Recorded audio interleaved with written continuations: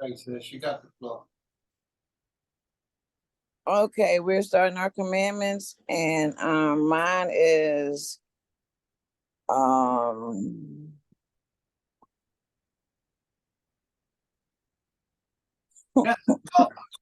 That's a good one, sis. I like that. okay. It says, "Neither shall you profane my holy name, but I will be hallowed among the children of Israel. I am the Most High, which hallow you." So then I looked up the word hallow, and it says empty, like there's nothing there. So I brought this one up because I wanted to, and I need feedback on this. What does he mean when he says he will be hollow among the children of Israel? And then he says, "I am the Most High, which hallow you." And you don't understand what that means. Nope. And I looked up the word hollow because I know that's the first thing you're gonna tell me to do. Okay. Hallowed only mean sanctify, make you holy. Hallowed is another word for holy. When the Most High says he's going to make you hallowed, he's going to hallow you. That's what he's really saying. Is going to make you holy. Oh, okay. Oh, now it makes sense. It says, "Neither shall you profane my holy name." Okay. Toda. I had that ever since this morning, waiting to get an answer on that. Okay, Toda. Sis, tell me what's your translation of that scripture? How do you interpret? Now that I got the full understanding, are you talking to me? Yes. Okay, he says, "Neither shall you profane my name," which I know, well, I think that means to say his name in vain, to use his name in vain.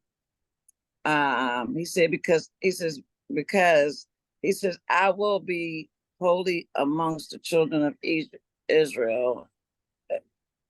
I am the Most High, which holy you." Um, He's don't profane his name. Don't misuse his name. Be holy because he is holy. At least try to be holy because he is holy. And he said he will be with us. He will be amongst the children of Israel. So we have to be holy because he is holy. Okay. Very good. Do you think it has anything to do with the way that you ought to conduct yourself outside of the Shabbat day? Absolutely. Very good.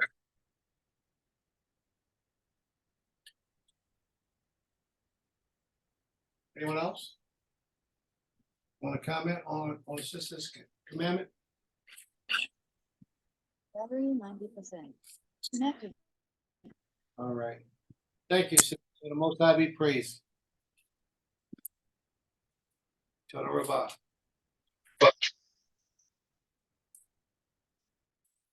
Amy, are you back?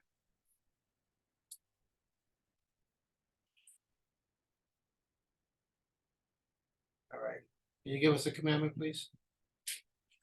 My commandment is Leviticus chapter 25, verse 39, talking about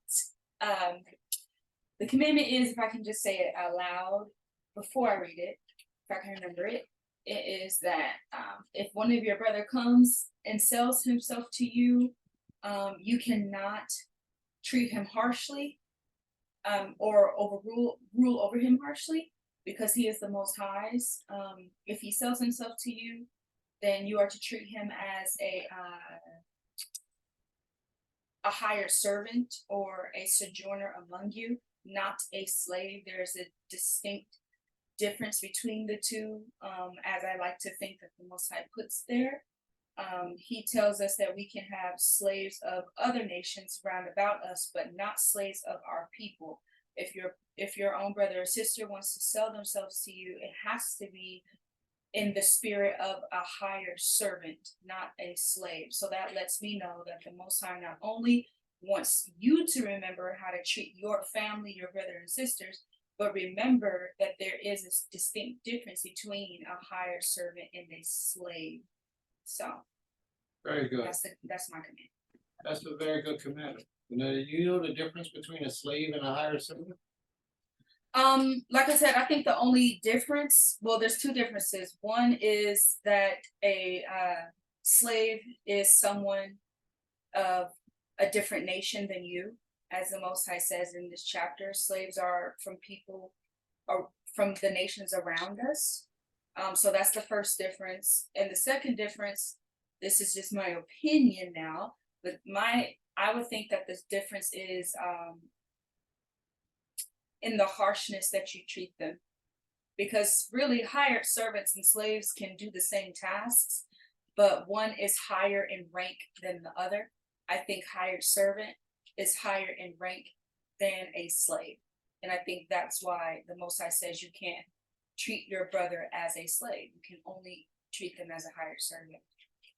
So I think the main difference between the two spiritually is the intent behind how you treat them. So in today's time, what's the difference between a slave and a servant? Maybe because you gotta, what I would like for you to think about, imagine this. I know that's what I'm gonna talk about a little bit. We go to a place every day, for the majority of us. We wake up, we go and we punch somebody's time clock, and we expect to receive a paycheck at the end of the week. What do you classify that as? Ooh, see, some people would say hired servant because you are being hired to actually do a job and you get paid for that job. So some people would argue hired servant. Other people would say slave because even though you are being paid, you are required to be somewhere and someone is paying you for your own time and you have no control. So again, I really don't know in today's time what would really be the difference. Both of those are slavery. Just different forms of slavery, but they're both slavery. Slaves work for people, and they increase the person's net worth. Slaves cause the person to have a different net worth at the end of the day. When a slave has done his job and he's completed his job, the person's financial value has risen. Supposedly, that's what slavery is. But now when you work for somebody and you punch the clock, you're doing the same thing. It's just that you receive a portion of income on your behalf as a result of you working for that individual. Sum it all up. Look at it this way. Modern day jobs are the same as slavery. There's really no difference. Now, slaves used to have to obey their master. If you work on a job, they got policies, rules, and procedures that you got to do what? You got to follow. Same thing. Slaves used to work out in the field, and it increased the master's net worth. You work on a job, punching a clock, you got policy, rules, and procedures to follow. Do you also increase the value of that company or that owner? Yes. His net worth? Yes, you do. So there's really not a difference. The only real freedom that you're going to find here in America is working for yourself. Or as you stated, working for the Most Highest people. Because if you're working for the Most Highest people, it's a totally different situation. Totally different situation when you work for the Most Highest people as opposed to working for an outside entity as what we call modern day slavery. But if you're wise enough, if you're inclined enough, and if you're motivated enough, you will find a way to make money to provide for you and your family. But that was a very good commandment. Toda Rabbah, may the Most High be praised. So, Yes. yes, a clarifying question. So based on my commandment, what is the difference between a hired servant and There a is slave? none. The way that you answered it was the best answer that you can give. If it's your brother, you just can't treat him like you treat a slave. Mhm. You have to make your brother feel like he's your brother. You can never lose the integrity in how you deal with your brother or your sister. You can never lose that, which means in righteousness within your mind, you have to you have to put yourself in your brother's or sister place and ask yourself, would I like that treatment to be done to me? Now you can say that about a slave, but not necessarily. It's not commanded of you. You can be a lot crueler to a slave. Not saying that you should be cruel to anyone, but you can treat a slave differently than you can your brother who sells himself to you as a servant. It's different. Okay. So, but there's really no difference between the two. All right. Shara Rabah. All right. So we're in this portion of our day, family, where we do the commandments. Each one of us will recite a commandment of the Most High, and then we will give our understanding of the explanation of that commandment. And then we'll elaborate a little bit on it, we'll move on. Sometimes these things take so long that it ends up being a whole class based on the commandment and based on the interpretation that's given. So what I do is I go down a list. Usually my brother Benjamin does this portion, but he's not here today. So I have to do it for him. Emi, would you like to give us your commandment for the day? Okay, my commandment for today comes out of Exodus chapter 22, verse 5. It reads, if fire break out and catch in thorns, so that the shocks of corn or the standing corn or the field are consumed, he that kindled the fire should surely make restitution. So it's, the explanation is, if you kindle a fire and it destroys someone's crops, this particular is saying corn, but of course, their crops, their house, their car, whatever, if that fire destroys something that you kindled, then you have to pay restitution. And it doesn't say how restitution is to be paid. So I'm just gonna assume that it's something that's agreed upon from the two of you based off of what the person who you've injured or caused a loss to will request. Correct. Usually, well, as we're going to read today, in today's lesson, we're going to read about how restitution is determined. And restitution is determined by the way of the priests. The priests or the judges, the elders, they will determine what restitution is and how much restitution is. All right? That's a very good commandment. Anyone have any questions in reference to her commandment? Everybody satisfied? Everybody good with that answer? Sister Malka, I did you already. Brother Roche, he asked you to come back to him. The next one will be Sister Cecilia. Oh, I thought you was calling. Are you ready, Roche? Okay, I'm sorry. I thought you was calling me to go. Are you ready to go or you want to wait? Okay, I'm ready. You got it, bro. All right. My commandment is Debarim should be 23 and 8. I guess you could read 9 too, but I'll just do 8. It says, you are not to abhor, hate, detest an Edomite, because he is your brother. And you are not to abhor, detest, or hate an Egyptian, because you lived as a foreigner in his land. This one is a touchy one, especially within my community. I'll give the most general answer I can, and my thoughts as to why the Most High is stating this is because Esau was the brother of Yaakov, and we aren't supposed to hate our brother. That's even within the law. Just based off of Yaakov and Esau or Esau. I'm just speaking on that. So you aren't supposed to hate your brother lawfully. Then when you go down to Mizraim, Egypt, when it says, do not detest an Egyptian, hate or abhor, because you lived as a foreigner in his land. So if he's among you, you lived in someone else's land. You know how it feels to be treated a certain type of way, and or whether it's good or bad, and you were there. So the same way that you were there and you lived there, you should have that understanding of how it feel. You should have compassion as to them being a part of you. That's my explanation of it. I know it's a few different ways we could go with it. I know that there's some people within our community that has certain takes on it, but my job is just to bring forth what it says. All right, very good. Well, anyone have any questions for my brother in reference to his commandment? I would love to know your thoughts too, Prince, after they done on that particular verse, going into the next verse too, maybe. Okay. The next verse is what I wanted to bring up. It emphasizes everything, you know. The next verse was extremely important. I wanted you to read it, but you didn't read it, so I was going to just wait until after you was all done, after all the questions was brought up, and then, you know, capitalize on the both of them. Appreciate you. Does anyone have any questions or comments in reference to the command my brother gave?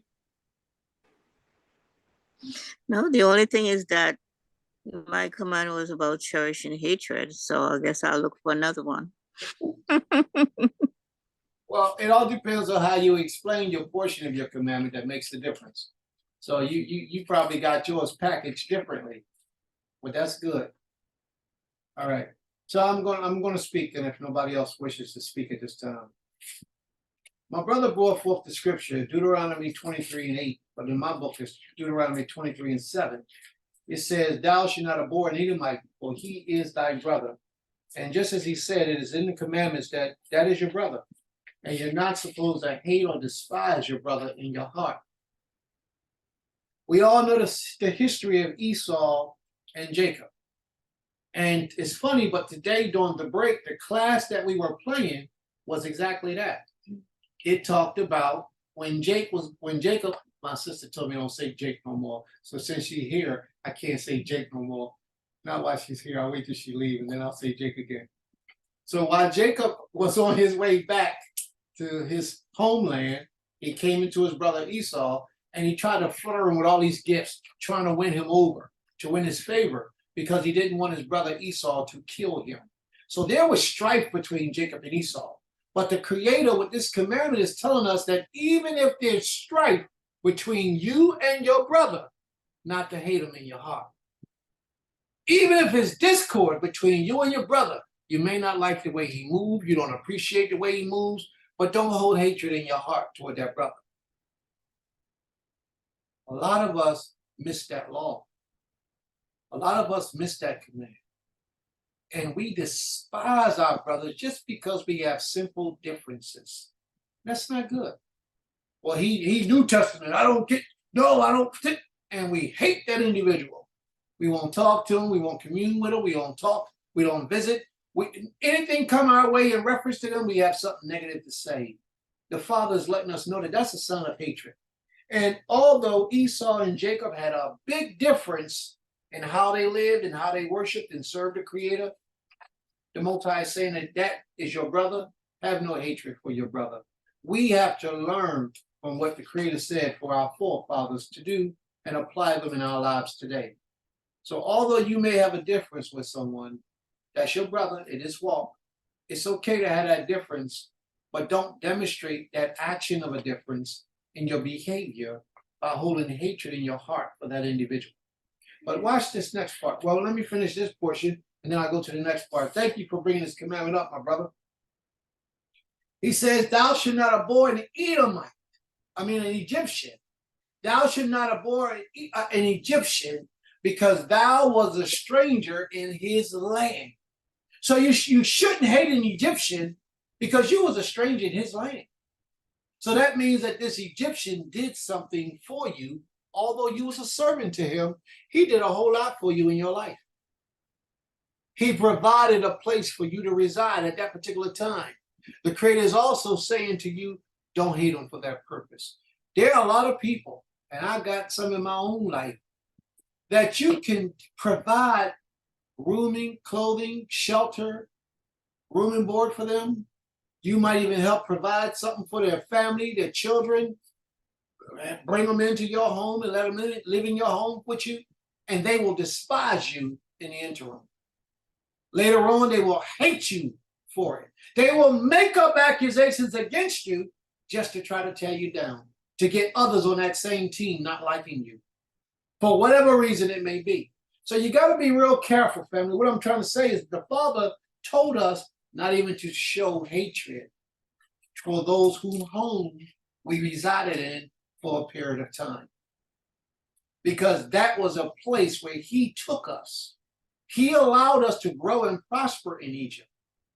Just as the person who wasn't able to do for themselves, you opened your doors and let them come into your home. You supplied a place for them to reside and prosper, which they can save up their money and grow. Because whatever they give you is not what they would be paying if they lived out on their own. So therefore, that extra residual income, it could build up, just like us when we were in Egypt. When we left Egypt wealthier than we were when we were in Egypt. Did you realize that? They gave us restitution. The Most High made them give us restitution when we left Egypt. We went around and we collected the wealth of the land. They gave us the gold and the silver, and we left. That was them paying us for all the time. So therefore, the slavery was null and void. It was like compensated for with the restitution. So don't hold hatred in your heart for them. But that's what we did. But this is the part that I like about both of those scriptures, that the Most High is always mindful of the future to come. Even right now, presently, currently, the Most High is mindful of the future. And that's why you're here today, so that your seed after you can serve this king. Because what you're doing, a lot of us don't know, we're getting this entrenched in our DNA, the service of the Most High. And we're going to pass that down through our DNA to our children to come. Now, they may not worship the Most High right offhand, but there will be times in their lives when they will return back to this king because it's in them to do so. A lot of people say, well, matter of fact, I just had a conversation with a brother either today or yesterday. Yesterday, I had a conversation with a brother. He mentions to me, and Rosh, I'm still in your commandment, bro. Brother mentions to me that a lot of the illnesses in his family was handed down from generation to generation. And it was prostate cancer or some kind of illness. So I mentioned to the brother, a lot of that stuff, because you have the same customs and eating habits and traditions as your father's father, father's father. Therefore, the food has the same effect on your body. And you are suffering as a result of learned behavior. Brother said, yeah, I understand that. So therefore, if your body can hand down certain customs and traits that will have an effect on because of the foods that you eat, how much more you think your body can have an effect on spiritual food? You're putting it in your DNA now, the desire to serve the Creator. When you have children generations down to come, it will already be implanted in their DNA. They just got to pull it out. Certain situations in their environment will pull it out. Certain things that happen in their life will pull it out. The Most High is making you an investment for them for the future to come.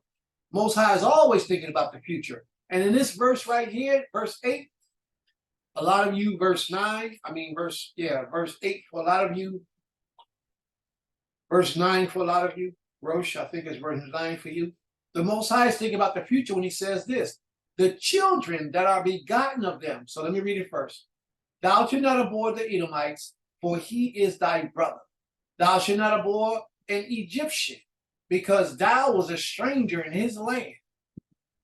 The children that are begotten of them shall enter into the congregation of the Most High in their third generation.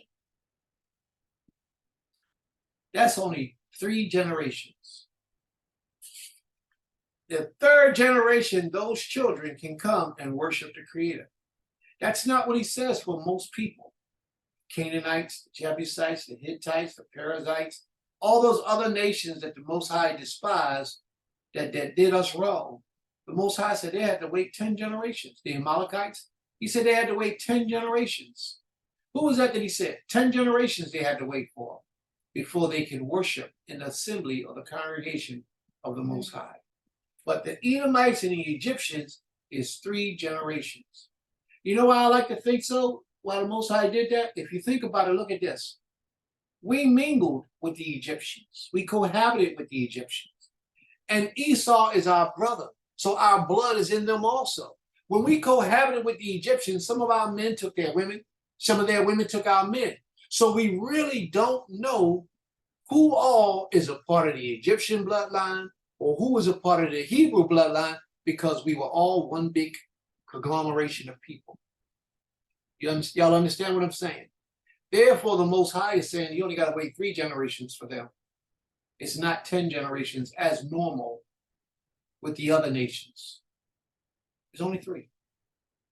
That's something to think about, though, family, because a lot of intermarrying was going on for those 400 years that we lived in Egypt. All right? All right, my bro. So I pray that that brings a little bit of understanding to my opinion of that commandment, as you said, sis. I mean, bro, my brother. All right. Rosh, did your Isha wanna, if she wants to give her commandment for the day? Enough for today. Okay. Sister Laurel, Shabbat Shalom, sis. Would you like to give us your commandment for the day?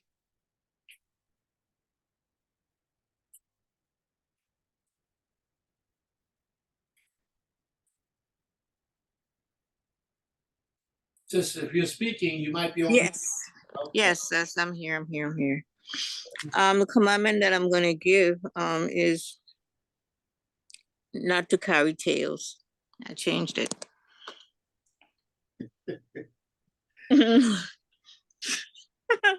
What's your commandment? Okay. Not to carry tales. What that mean?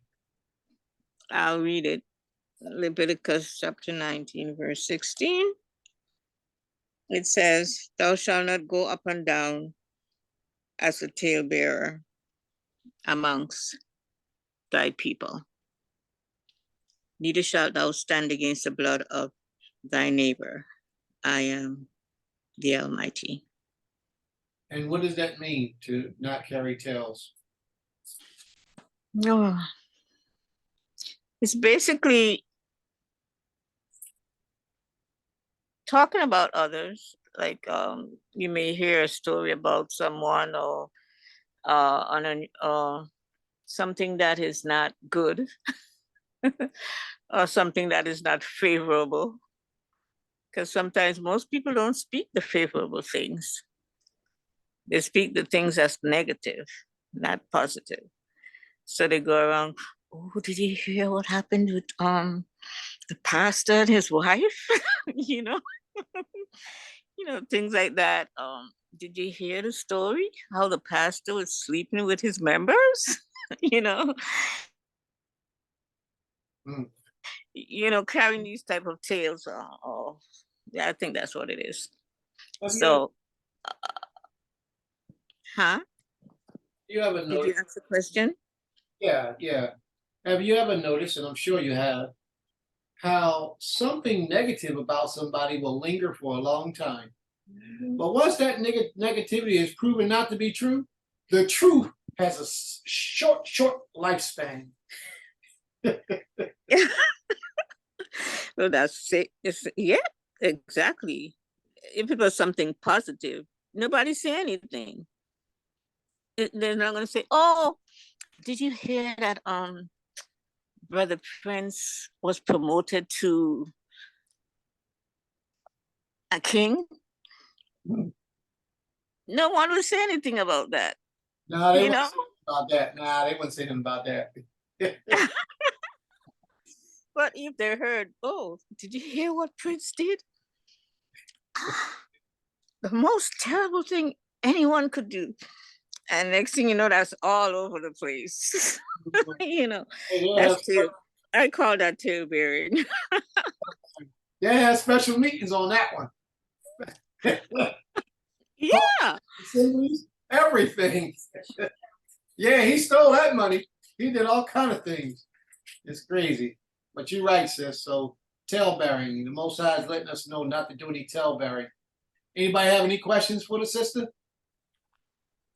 I would just like to add, what's hitting my spirit right now is tale bearing is also if someone speaks to you, especially in confidence, that you do not go back and repeat that they spoke to you about.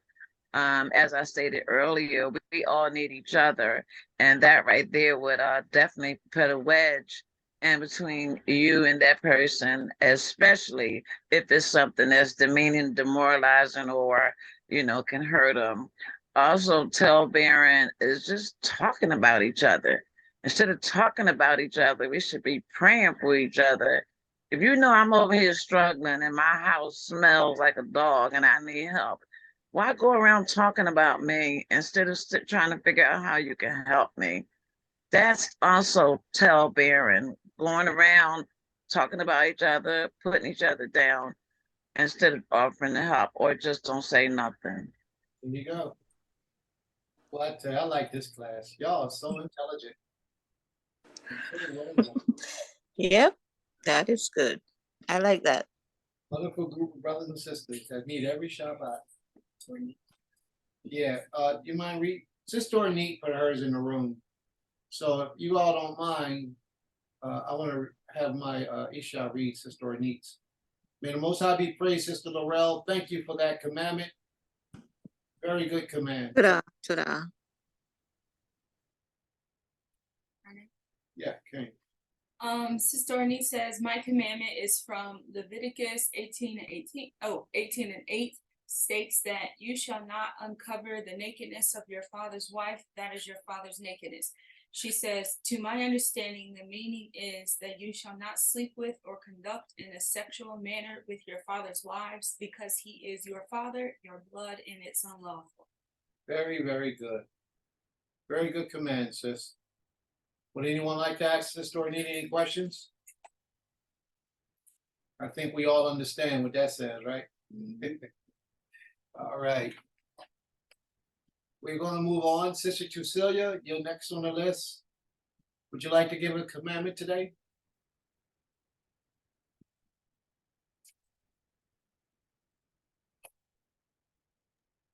Yes, I'm having issues with this thing. Hold on 1 second. All right, so my commandment is taken from Deuteronomy 22. Hold on 1 second, let me see what it says. You hearing me? Yes.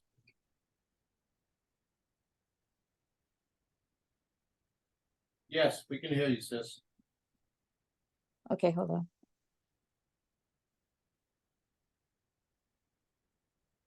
I'm having issues with this thing here.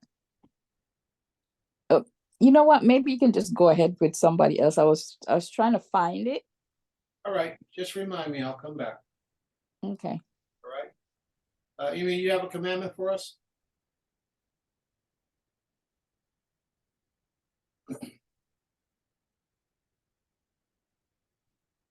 Ema, do you have a commandment for us?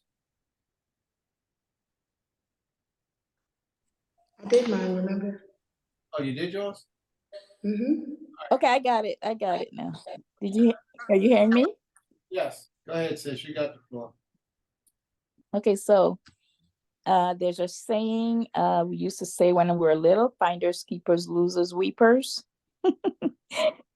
And we used to say that a lot when we found anything, something on the ground, if we found money, we found something that is really valuable. We used to pick it up and we say, finders, keepers, losers, weepers. Na na na na na. But according to Deuteronomy 22, if it's your brother, you should it tells you how to treat your brother's possession, right? So Deuteronomy 22, 1-4, and I'm going to read it says, thou shalt not see thy brother's ox or his sheep go astray and hide thyself from them. Thou shalt in any case bring them again to thy brother. So, and if thy brother be not near to you, or if he's absent from you, or if you don't know whose possession it is, then you shall bring it to your house, and it shall be with you until your brother come looking for it, and then restore it to him if he says it's his. In like manner, you shall do this with anything that is of your brother's, including his clothes, his animals, anything that he has lost and is found by you, you shall do it, and you may not hide it. And that's the commandment. that's my commandment. Okay, sis, very good command. Would you like to give us the interpretation of that commandment? Well, in there I it's self-explanatory. Anything that you find that is, it's your brother's, and it's some, body in your community, or somebody who might be, even if you don't know them, you actually treat whatever it is, or like, it's yours. You possess it and then return it. Okay, so that means if I happen to be walking around on that land we got, and I find a car parked around the corner, a brand new Bentley, 4-door black Bentley. Matter of fact, give me a coupe, a 4-door Bentley, convertible Bentley with gold rims and blacked out seats and piped with white or dark gray seats. If I find that on the land, I can take that car and just ride it around until my brother says, "Hey, Prince, that's my car." I gotta give it back to him. That's a short-lived dream, right, sis? Well, it didn't say ride it around. You have to secure it. Not necessarily secure it. Take it to myself. That's what it means. Take it to myself. Enjoy it. Keep it. Yeah, but that's a very good commandment. That's the commandment that we today don't even think about. Most of us, we take something, we find something, and we hide it. We don't think about letting it be known that we got such a thing, because so many people are wicked in their own essence, which means if you find money on the ground, you just can't say, "Yo, I found $50. Whose was it?" Because you'll get all 50 people raising their hands saying, "There." And it was a $50 bill. It wasn't 51s, it was a $50 bill. So it couldn't possibly be all of their money. So what I would do is I would say, "Well, I found some money. Can you tell me how much it was that you lost?" And if that person can describe it, or the Creator put the spirit on them to tell you the exact increment, then maybe it's theirs. But it's definitely not yours. So yeah, but if you do find $50, you put it in your house, you put it in your pocket, and it's yours until that person comes and claims it. So let's say you found $50. We're all in the land. We live in the land, and it was 5 $10 bills crumbled up, balled up on the ground inside each other, and you found it. You pick it up, put it in your pocket. And then when we're having our community dinner on that Friday or Wednesday or Tuesday or whatever day we having the community dinner, and one of the brothers say, "Yo, man, I lost my money the other day, man." "Oh yeah? How much was it?" $50. "Oh wow, man, that's sad." And you sitting there, you got that $50 in your pocket. It's balled up, crumbled up. You say, "Well, you might even take it further." I mean, if they say $50, you found $50, just give it up, because it's more than likely it's theirs. But if you don't know, ask. What was the shape of the money? What was the form it was in? How did you keep it? No, I mean, because you gotta be, if you're that type of person, just ask and you'll find out. If they say, "Oh, I keep it balled up in my pocket," then you know for sure it's that person's money, and the Most High used you to give them back what belonged to them. But how balled up? Was it a small balled up? Yeah, you get real clear. Or was it a big Yeah. balled up? So then you would, may the Most High be praised. All right, so that's a good commandment, sis. Anybody got a question for the sister? You know, I want to say what comes to mind, right? Can I say it? Yeah. What comes to mind is in Zambia, when we were there, when we talked, we discussed like maybe buying a piece of land or trying to build a house on it or something like that. And the brother says, well, if you put a house on a piece of land, someone is going to occupy that house until you get back. When you get back, then they'll allow you they'll get out and you can go in, but it's not going to be just sitting there.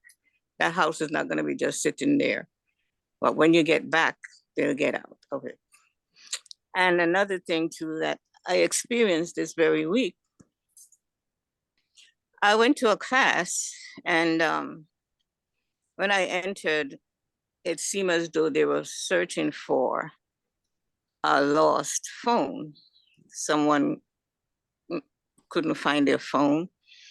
So after the class, we were still checking to see where is this phone, and trying to ask questions. Did you leave it in a locker room? Did you leave it in the bathroom? Where? I said, but I was saying to the instructor, someone should have at least, if they found it, they'll probably turn it into the front desk. So did they check? I'm trying to find out.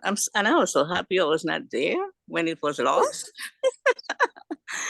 And then we went, the instructor of the class, myself, and this other lady went into one of the other rooms because we want to say, trying to help find this phone, I say, shouldn't someone turn it in? What kind of a phone was it? She says, an iPhone. I say, oh, okay. She said, maybe not. Maybe they may not turn it in.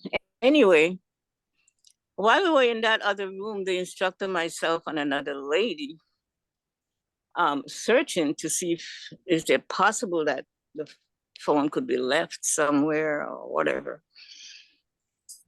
Then the instructor decided, you know what? Let me call and see if it's anywhere in this room.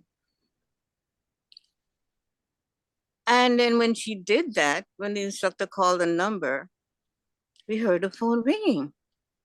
So that was we were so happy. I said, the phone is in here, it's in here. So we went to the area where we heard the phone ringing to see, but it wasn't it wasn't there. And then it rang again. And it was in the lady's bag that was in the room with us. And when it rang and we say, oh, it's in your purse. The instructor said it. She acted like she was shocked. So she opened her purse and handed the instructor the phone. So the instructor took the phone and went out. And I said to her, because we were leaving now to get to the parking lot to go to our cars to go home. So I say, did you pick up the wrong phone? She said, no, I was trying to add it to mine, and she laughed. She actually laughed. And I'm looking at her, it's like, and then as we walked out the door now, just before we walked out the door, she said, I'm so happy I'm not coming to class on Friday because I don't know how I could look in his face. So I say, how do I take that? Is she joking? Is something wrong with her head? I mean, I don't know how to take that. I was so shocked, stunned, everything. I said, I don't even know how to accept this. Whether something is wrong with this woman's head or no, up to now, I still don't know how to accept this. So I just leave it alone. I said, but And that's the world we live in. good commandment, sis. That's the world we living in. That's sad. Shabbat shalom, my brother. Hey, Shabbat Shalom, Shabbat Shalom. Hey. What we're doing in this portion, we're just giving out commandments. Everybody's reciting a commandment. That's my brother I share, everyone. Shabbat shalom, bro. Hey, Shabbat Shalom, everybody. Shabbat shalom. If you want, you can Shabbat also shalom. Shalom. just You know, Shalom. you know what? So, you know what? I'm gonna say this. At least if that woman was trying to, if she was not joking about that, she was being honest about herself. You know, she's like, I'm trying to add it to mine. I mean, she was. It's mind-boggling. At least she was admitting what she did. You know. he was I don't know. he was stealing. She got busted. So, Sister Laura, you know you got to stay away from her because she's a thief. Mm. All right. Any other questions? Any other comments? My brother, what I was trying to explain is that during this portion of our day before we start our lesson, we go into a portion where everybody will recite a commandment and then explain the commandment to the best of your understanding. And then people have the opportunity to ask you questions or compliment on your commandment. This is done and being done to increase our knowledge of the Most High's laws. Okay? So you may be questioned about a commandment. You can read it out of the book or you can come off your memory with your commandment. Either way is acceptable, however you choose to do it. All right? Thank you, Sister Trucelia. May the Most High be praised for your command. Can I just interject that it's not supposed to be one of the 10 commandments. It's supposed to be something other than Okay. That's right. Can't say one of the 10 commandments because those are the easy ones. We leave those for the little children. Sister Tamar, you got your hand up, sis? Yes, shalom. I wanted to ask a question. Someone took the commandment about hating your brother. I want to know, who are we allowed to hate? Who are you allowed to hate? Mm-hmm. Well, anybody that's not your brother, according to the commandment. But in wisdom, you shouldn't hate anybody. You should have, because hatred actually destroys you. It's a negative energy that exists and resides within you that will deteriorate your essence as long as you hold on to it. And if you're on the superficial side, it'll make your life more difficult. Because if you're hating a whole lot of people and you got to deal with these people, it's going to make your spirit uncomfortable to be able to go to those people. And the energy, yeah. So Yeah, I agree. But I was thinking, I guess we lived among our brothers and maybe we had all our neighbors around us. The scripture says you should love your neighbor. You mentioned about, because you were in Egypt, you were a stranger there, so you can't hate them, even though we may have prospered at some point. They start oppressing us, but you couldn't hate them through that oppression. And I come to the conclusion that because the Most High called us to be a conduit unto the nations, unto the people, a light unto them, a conduit in which the Most High can use. And hatred creates blockage. And it is very hatred, anger, resentment, hurt, disappointment, all those things really keep you from being able to operate in your full capacity that the Most High may desire you to. So I just wanted to find out if it's, is it the Father's will that we only hate some? Or, that just, no, didn't quite sound right to me. Doesn't quite sound right to me. And I think this is something that I'm really dealing with right now in my life. Not because of, I think it's a lot of things that is being revealed that has been done, and we know they've been done, but there's like, but you still, how do you operate in the spirit where you don't get to the point of hatred, but you be able to rise above that? I know you can hate evil and wickedness, but even then, are you even at your best when you hate anything or anyone? All right, you're tapping into a spiritual existence that very few are able to achieve and obtain. Mm-hmm. There are some who are masters of understanding where they can have a situation happen right before their eyes, right before their face, that the normal person will respond one way. Mm-hmm. But the person, the servant of the Creator that has achieved that level of spiritual discipline, he won't respond like the common man. Right. So when you mention hatred, a lot of people who are common thinking people will hold hatred in their heart for various reasons. Mm-hmm. A spiritually inclined man, spiritually mature man, he understands that hatred is not a thing that you would obtain. Right. God speaks and he gives the commandment that you should not hate your brother in your heart. It's just a definite that even if you hate anyone, if you ever do, not that you should or you have to, it Mhm. definitely cannot be your brother. Mm-hmm. You have to understand that. It's like the law the Most High says about slavery. He says if your brother becomes waxing poor and he becomes a slave, he sells himself to you as a servant, you cannot treat him as you would a regular servant of another nation. Mm-hmm. Not that you will be cruel to the other nation as a servant, but your brother can't be made to feel uncomfortable that he's a servant. Yeah, get over there, you little broke poor nigga. You can't, you know what I mean? Mm-hmm. So there is a certain distinction, a certain level of humility and discipline that you have to display in your actions when it comes to how you treat other individuals.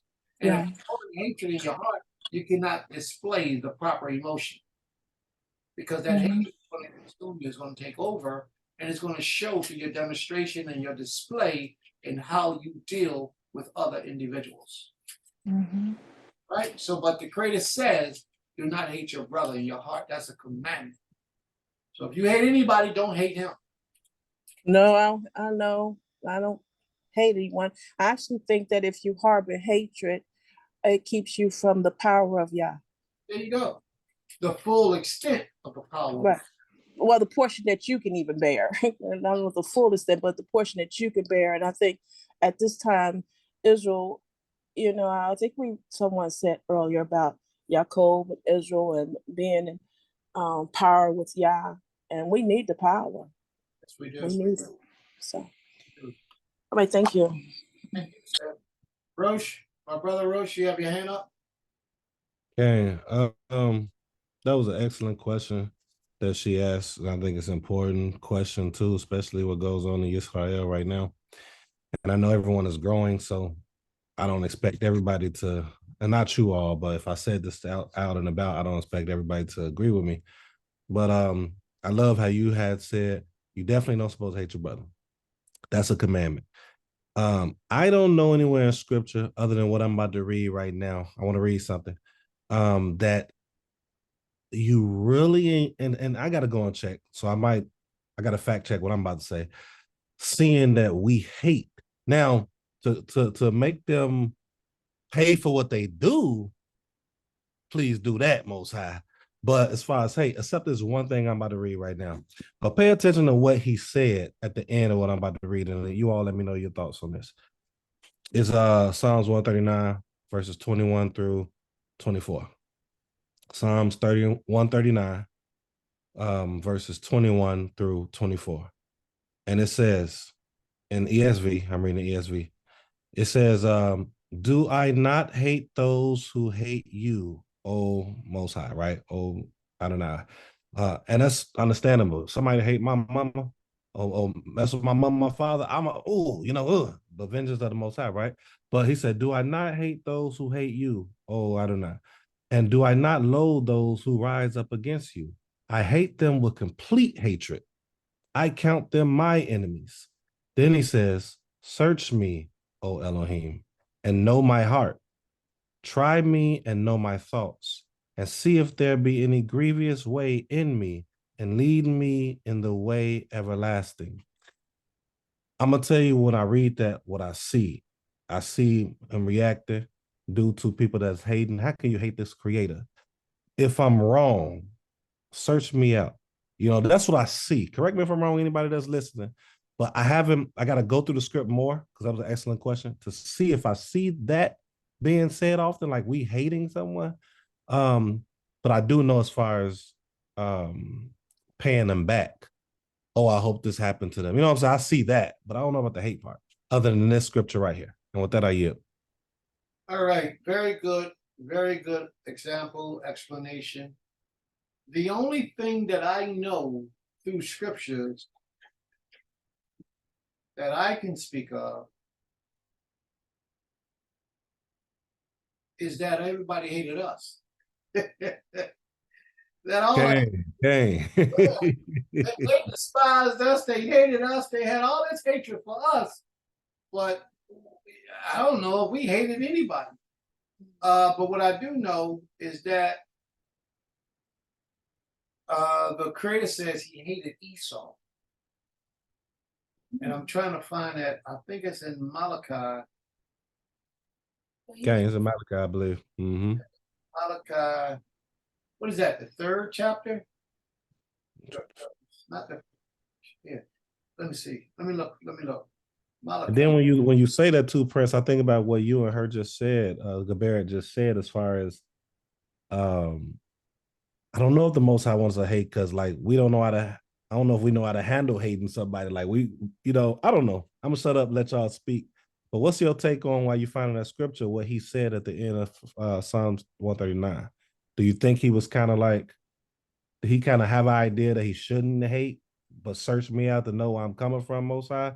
What do you think on that? I feel like he felt it was uncomfortable for him to have hatred in his heart.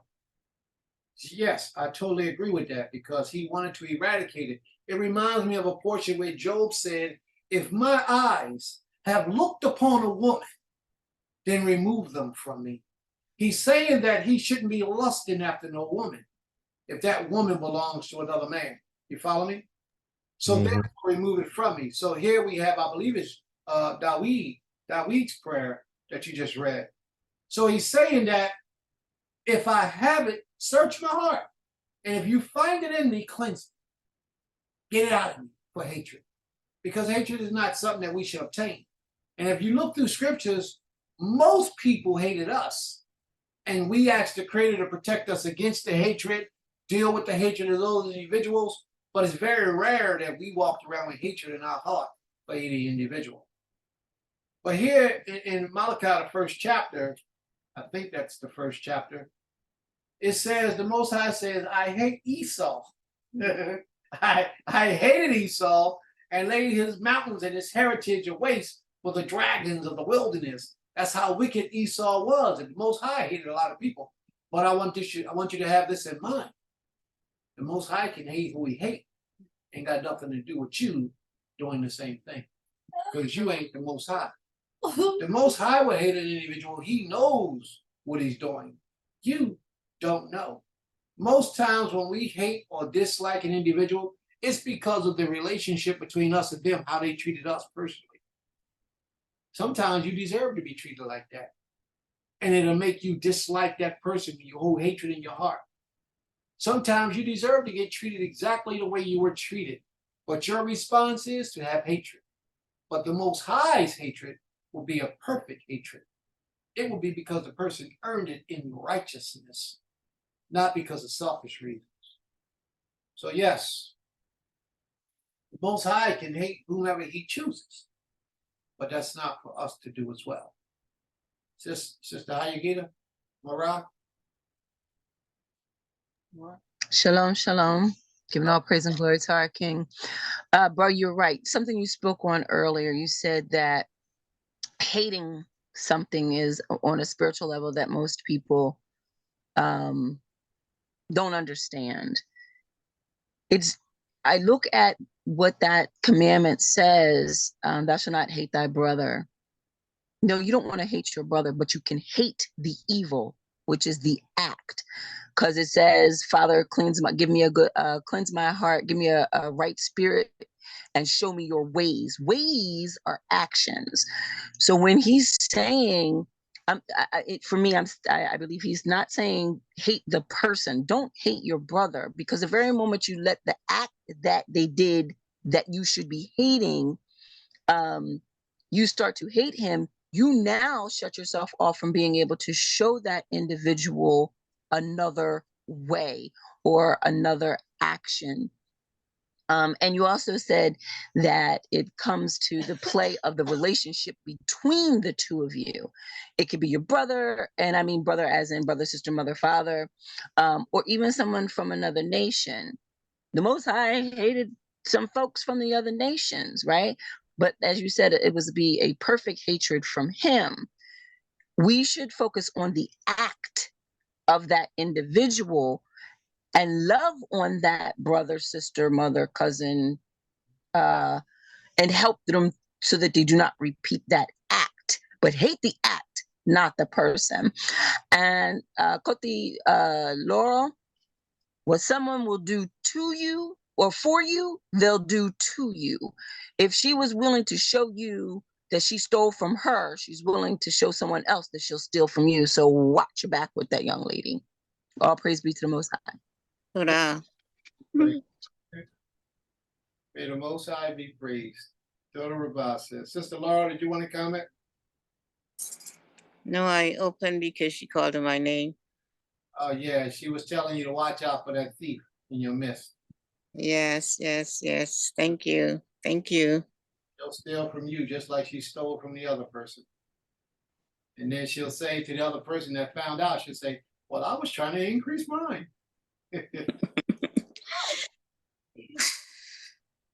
I'm still baffled. Thank you. Thank you. Says my brother Asher, you have your hand up? Yes, I do. Yes, I do. It seems like everybody been studying the laws, I see. So I want to comment on I guess the approach to this hating thing, and I kind of compartmentalize it, and I kind of focus in on a couple key areas where I know I'm probably in the right place. Meaning, like you said, there's a lot of different variables, but I would start with like Deuteronomy 7:16. It says, "You must destroy all the peoples the Lord your God gives over to you. Do not look on them with pity, and do not serve other gods. To that will be a snare to you." So, like you said, actions, and I said the Canaanites will be a good example because the Creator instructs you what to do with these people. They don't love the Creator, because he says, we're all familiar with the verses of, "To those that love me and keep my commandments." So these people that the Creator hands over to us, we have to destroy them. And yes, we have to hate what they do because they hate the Creator, which was in the verse that was mentioned earlier, about hating those that hate the Creator. So that's very well placed. It's just that you got to keep that, I guess, in perspective. And at the same time, when you come to a fellow Israelite, I would say the number one reason why you don't, like the Creator tells us, don't hate your brother in your heart, because that's our fellow Israelites are the chosen of the Most High. Okay, the special treasure of the Creator. So we have to handle ourselves, because just like that, even though that brother's doing evil, brother says doing evil, we still have to look at them with the utmost compassion because they are the chosen of the Most High, chosen treasure, just like we are. So the Creator, we have to take special care in how we treat them because of who they are. And to the end, I mean, sometimes fellow Israelites do destroy ourselves. We destroy ourselves with our actions to the point where the Most High is like fed up with us. But like I said, we don't make that decision. We have to make sure that we maintain that protocol that the Creator gave us for that fellow Israelite until the Creator ends it for him or whatever the case is, you know. So that's a protocol that we must stick to. That's where that deadly focus comes in. Is you got to be deadly focused in one area when it comes to our people and the Creator's chosen treasure. Then you have those that hate the Most High, and simply just so you don't feel guilty or having a inner battle within yourself, just do what the Creator said. He gave us instruction on how to handle this. That way we don't have to have this battle between ourselves or like, oh man, am I doing the right thing? No, we're doing what the Creator said. That way we're blameless.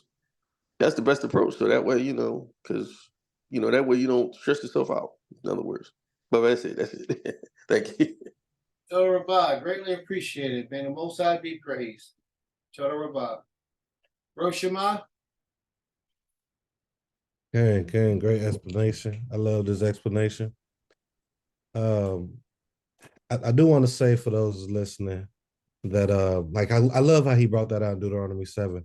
So do you all remember, like, you know how you watch these Korean, is it Korean or Chinese or the little Kung Fu TV shows? Y'all ever watch like Kung Fu or Bruce Lee and all them or whatever? And they'll say to someone that they was training or teaching, they'll be sparring with them, right? And the person they're training will be coming in all aggressive, boom, like fighting the hatred and all that. And they'll say, don't fight with hate, right? They will say, you're using too much of your emotion, you're hating, being blah, blah, blah. I might be brutalizing this, by the way, but y'all know I'm going with it. But they can defeat the person that's come with so much hate. Why am I using this as an example? Get that job done in Deuteronomy 7, right? They deserve what they're getting. The Most High said, do this. They deserve everything they're getting. I think those are two separate things, though. I think that the hate in hoping that they get what they get, because we understand the law. You're going to reap what you sow. You're going to reap what it is. You coming against the Most High, this is going to happen to you all. Just like we came against the Most High, by the way, and we had the curses put on us because we came against him.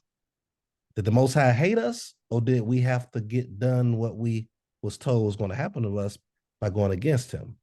So I think that I almost lost my train of thought. So I think that the hate part is another example, real quick. We have people within our community that are not Israelites by being conscious Israelites, but they are according to what we believe them to be.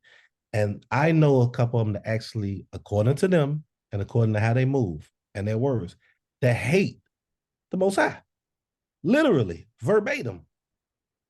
So if Dawit or whoever that was that spoke in Psalms 139, which I believe it was him, had said he hate those that hate the Most High, and then he kind of, in that text, he kind of questioned it, like, am I going too far with it? I don't know. I understand the premise of us hating all the people that did what they did to us. I get it. But if we believe in the Most High in the scripture prophesied that it was going to happen due to us being disobedient, right? I still think they deserve what they're supposed to get.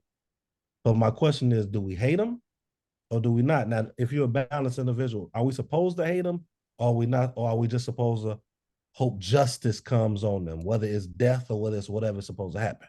Which one is it that are we supposed to hate or are we supposed to just hope for justice to happen? Whether they being wiped off the face of the earth or whether they being whatever other doctrines out there, slaves to us or whatever it is. So that's my question. I don't have a dog in the fight. It's a real question because I'm trying to look at how the scripture presents these examples. So that's my thoughts. I don't have a stance on it, truly. Whatever happens. Shoot. Can I put a 2 cent in? Go ahead. Answer that. Is that what you're saying? No, I can't answer it. Like, you had to commune. We all have to commune with our own heart upon our bed to get that answer. But what I feel within myself is hatred keeps us from elevating. And that's the stumbling block that's before us in Israel. And we have to commune with our own heart to be able to straighten it all out. And so, and far as justice, yes, we want justice, but it's also balance. And we also, it's not just about us. The whole earth is crying out. You know, all the inhabitants, all the living beings, the animals, everything's crying out. There's a serious imbalance. And so it seems like to me that if we know that this is the Most High's creation, and if we believe that there is no existing outside of the Most High, then we have to realize that everything within creation belongs unto the Most High. And so when I put it on a layman term, if I come into my mom's house or my dad's, my parents' house, or a respected person that I love, and they have all their stuff, all their things, I'm not gonna come in there smashing up their stuff, you know, because that would be disrespectful unto them. We are to be guardians, we are to be keepers, and we are to be a light unto all the nations. And I'm torn with how can we do that? And collectively, if we got all this anger and resentment, and we don't have to even divvy out all the justice, because unless the Most High give you that assignment for you to do, or a collective group to do. But I think about the Valley of Jehoshaphat, when there was no hatred, there was praise in their heart to the Creator. And all their enemies, when they came out, had been ambushed, you know? So I think our focus has to be on true, honest intent to do the will of the Creator and worship in Him. And I'm not saying that's easy, but at least allow that love to flow among us, where we don't have hatred for our brother, our sister. And I don't think we need it at all. I don't think we need hatred. You don't even need hatred to render judgment. Like as a brother said, when you look at martial arts and people that are in control of themselves, it's the art of self-control that allows you to defeat your enemy or your opponent. And I do apologize because I did say, well, I'm going to just listen. So thank you. I'm going to mute my phone. Well, what you should probably do, sis, is look for your commandment, because your commandment will be coming up soon. Yeah. You're ahead of the game. This is a Don. I got to answer if you know, if it's my turn. Take the floor, bro. You got it. Your hands up. Right. Yeah, you got it. Here we go. The answer is this. You have a fellow Israelite, like I said, like I mentioned this earlier, but the Creator does have an answer for that too. Deuteronomy 13, verses 6, 7, and 8. It goes like this. If your very own brother or your son or your daughter or the wife you love or your closest friend. Now, mind you, this is minus mom and dad. Mom and dad totally out of this, okay? Or your closest friend secretly entices you saying, let us go and worship other gods that neither you nor your ancestors have known. Verse 7. Gods of the peoples around you, whether near or far, from one end of the land to the other. Verse 8. Do not yield to them or listen to them. Show them no pity. Do not spare them or shield them. Verse 9. You must certainly put them to death. Your hand must be the first in putting them to death, and then the hands of all the people. That's Deuteronomy chapter 13, verses I think it's 6 to 9. Okay. So, I mean, that's from the Creator. I mean, we love our brothers and sisters. We love Israelites, but as we can see here, the Most High put the answer right here in black and white, just like just like it is in other places. So, if we love the Creator, like we said we do, you got to follow through with everything Everything he got down here, and that's pretty much it. Okay, that's all. All right, lower your hand, my brother. Sister Tamar, Yes. would you lower your hand, please? I'm trying to figure. Damn, I'm trying to figure out how to do that. Cecilia? Press reactions, and then when you press reactions, it should say lower hand, I believe. If you see it on your phone or your computer. Sister Cecilia? Yes, yes. I would say that in David's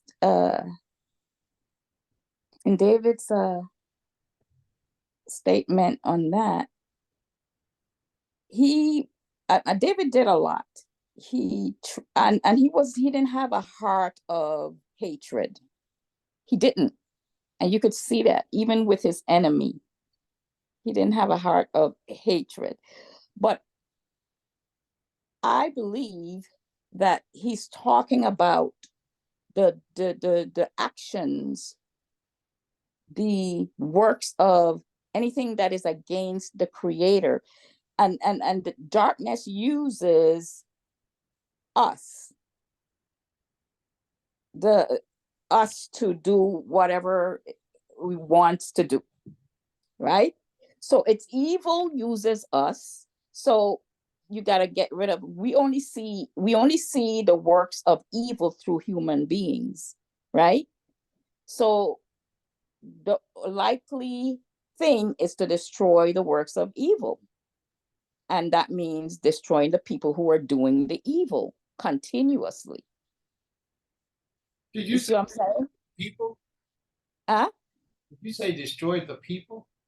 Yeah, that is to me that is what David was saying, right? That's what David's saying, not what you saying. That was David. I mean, I'm just alluding to what David is saying. I hate the people that hate you, or you know what I'm saying? I hear you, sis. I'm with you.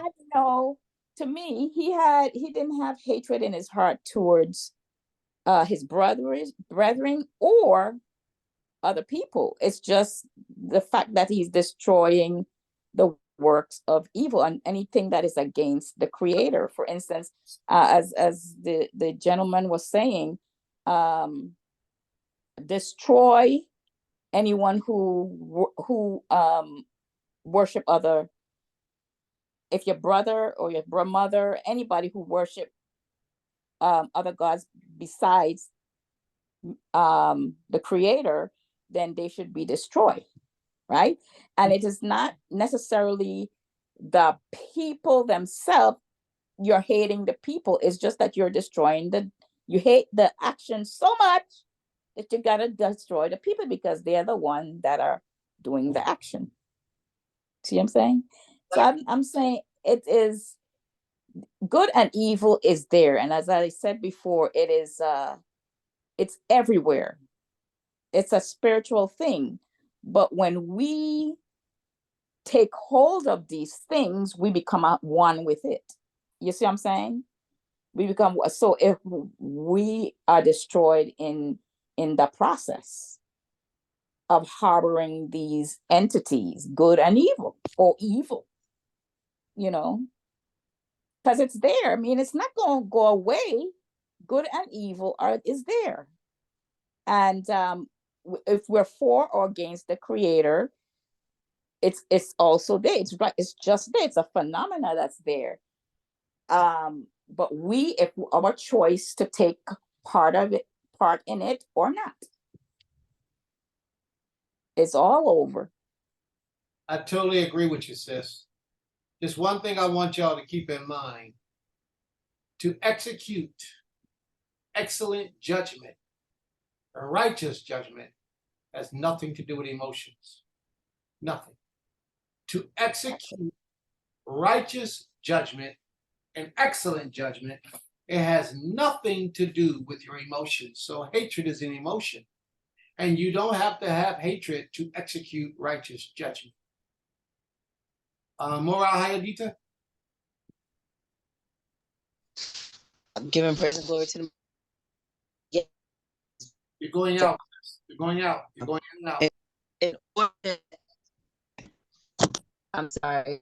Say it again. How about now? Is that good? You good now? We got you. Okay. I was gonna say exactly what you were saying. And hatred is an emotion. We're supposed to have the emotion towards the act, not in our judgment. As brother, I believe his name was Ashir, saying that we were supposed to exact judgment, right, on our sister, our best friend, our cousin, our uncle. We them, right?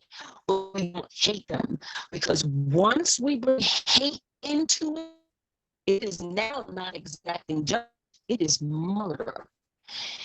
If you look at when we talk about the sanctuary cities, and you go to the sanctuary city, if the person is found to have malice or hatred towards the person, then it is murder. Other than that, it's involuntary, we'll call it manslaughter or killing. Then, and the Most High says we can't commit murder, right? So once you put that emotion into the act that is happening, it becomes murder. We are exacting the judgment that the Most High has already established for the act of the other people, and that is anybody. So no, when we exact that judgment, we want to check our emotions to make sure we don't have anything in our hearts that could be considered hatred towards a person before we render judgment. And any time that we find ourselves in that position, well, he did this to me 10 years ago, or he did that to me 30 years ago, you can't exact perfect judgment because you are already tainted. You already have a form of hatred in your heart for your mother, or sister, or whomever it is at that moment being in judgment. You have to step to the side. You have to put yourself to the side. Let judgment be executed by those who do not have any form of hatred, because once you put your hands into it, you've now committed murder, and you now have to be judged. Absolutely. Perfectly well, good said, sis. Very well said. Can you lower your hand, please? That was very well said, sis. It was excellent, and I believe that after, if you committed that murder, your feelings and your hatred is still exists. It's just gonna turn into something else. You know what I'm saying? It's the energy is still gonna be there. Hey, there's no. You're right, sis. Absolutely. Okay. All right. Now, Rosh Hashanah is going to be the last one we're going to take on this. No one else after Rosh Hashanah on this particular subject. We're going to move to the next commandment. All right, Rosh, you got the floor, Rosh. I'm trying to be brief. I think everybody is making the same point or similar points. I think that Adon came with the fire, which kind of assisted with what I was saying as far as judgment and justice. And to bring out Israelites, it made my point even more, and it made our point even more.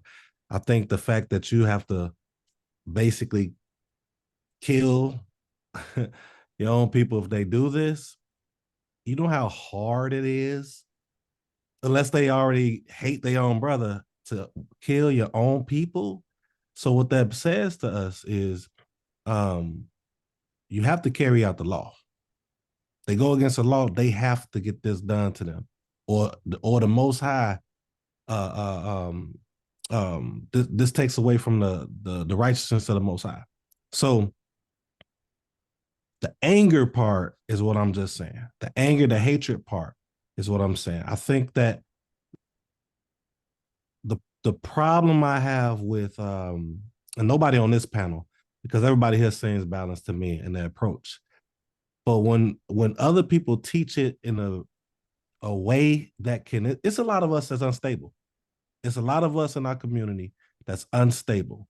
It's a lot of us that come to this walk and have a lot of trauma that we haven't got fixed, a lot of things that we need to work on, and then we'll go to certain scriptures out of context and not understanding the whole premise and the balance within it, and it can cause us to make a judgment improperly across the board. I know I'm going everywhere, but if you just hear what I'm saying, you'll understand that these are judgments.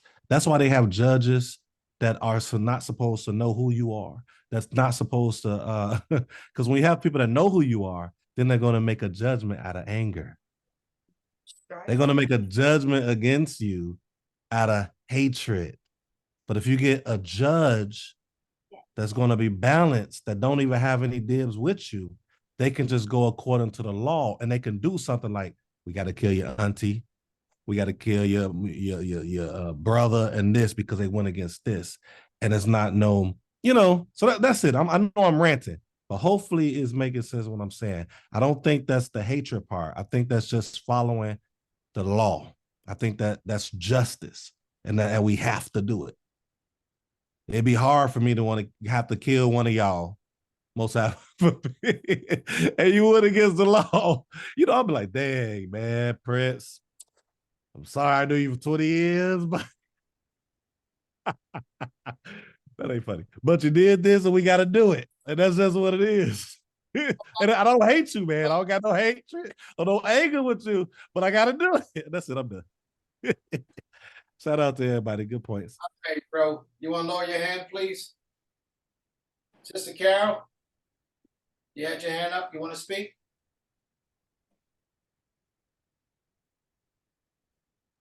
Shalom, everybody. Can you hear me? Shabbat shalom. First, giving honor to the creator of heaven and earth. And I like to just say, is it possible that hatred could be misconstrued if you cut someone off? No. I think so. Okay. No. So someone may say, stop hating that brother, stop hating that sister, vice versa. And that person can honestly say, oh, I don't. And you know how they follow that up with, that's just hurting you. You harboring this hurting you, as long as you continue to hate that brother or sister. And that person may say, it ain't bothering me. It doesn't even bother me at all, because he doesn't or she doesn't even exist, because I cut them off. So I don't carry anything with me. So my question is, could that possibly be true, or do you still assume that someone is carrying hatred? That's all. Why are you telling on yourself, sis? Well, you know me, brother. She is definitely very skilled at cutting them off. Phew. Period. And have no emotions about the person, the individual. I don't care. I just know that they're not good fit for what I do. And she'll cut you. You're done. Makes sense. So I agree, sis. It has nothing to do with hatred. When you deem someone not worthy of being in your company, then just cut them. Right. Because they're evil, they're wicked. You don't have to hate them for it. You might see how they deal with another individual. You don't have to hate them for it. Just cut them off and move on. So I totally agree with that. Totally agree. All right. Boy, I tell you, boys, this has been a eye-opener. This is going to be the second video on the page today, going up on our YouTube page. It's going to be the second one. It's a good one. Roche, you want to read that? Yeah, I was just trying to make the point that the Most High don't want us to perish. But guess what? You mess up his laws. You got to take that justice piece. It just says, say to them, as I live, declares the Master Adonai, Yahweh, Yah, I have no pleasure in the death of the wrong, but that the wrong turn from his way and live. Turn back from your evil ways. For why should you die, O house of Yisrael? So the Most High don't want it, but at the same time, Adon brought that perfect scripture in Deuteronomy 7, said they do this, that they got off with their head. That's the justice part. Why you look at me laughing, Prince? Here's the part. Illustration to all that I'm hearing, and I'm not in a disagreement with it, is just that the off with the hair part cannot be backed up with an emotional feeling. Exactly. I agree, 100%. 100%. And as long as that's the case, then yeah. But see, a lot of people can't do that. It's hard for people to do it because of that the stuff that they have backed up with themselves already, all this trauma and stuff, all this, I don't really like them anyway. Like, they're not fit to be judges. Yeah.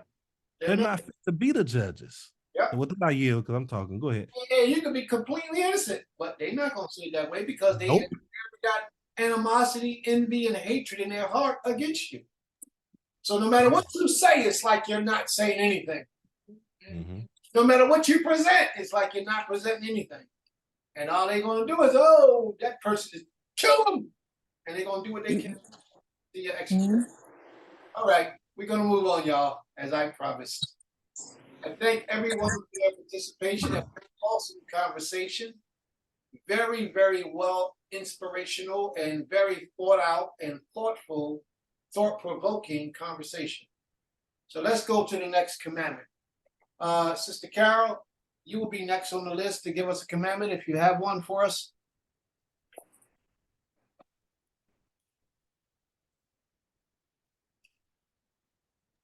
Can you come back to me? Problem. I appreciate it. All right. No problema. My sister Tamar, could you give us a Yeah. commandment, please? Yes, yes, I'm ready. Well, Numbers, the 36th chapter, verse 9. Neither shall the inheritance be transferred from one tribe to another tribe, but every one of the tribes of the children of Israel shall keep himself to his own inheritance. Okay, could you give us the explanation of that scripture, please? By the way, that's one of my favorite verses. Well, Use it all the I time. really actually chose that one because I know that that one only the Most High will be able to really kind of manage or orchestrate, because most of us do not know what tribe we're from, and the inheritance, we don't know what it is, that it's for us tribe. And I picked that one because that is one that we can't keep at this time unless you know your tribe, right? And what your inheritance is. Now, if you get to a spiritual level, I guess, and the Most High let you know what tribe you are, then you know what if you're the one to bring the sledgehammer for judgment and or whatnot, or what your role is. But so I'm not sure how to really interpret that other than to say that for me, that scripture is very humbling for me, because it's not one that I can grasp and say that, I could really fulfill. Okay, very well. Understood. All right. Any questions? Anyone want to ask questions in reference to her commandment?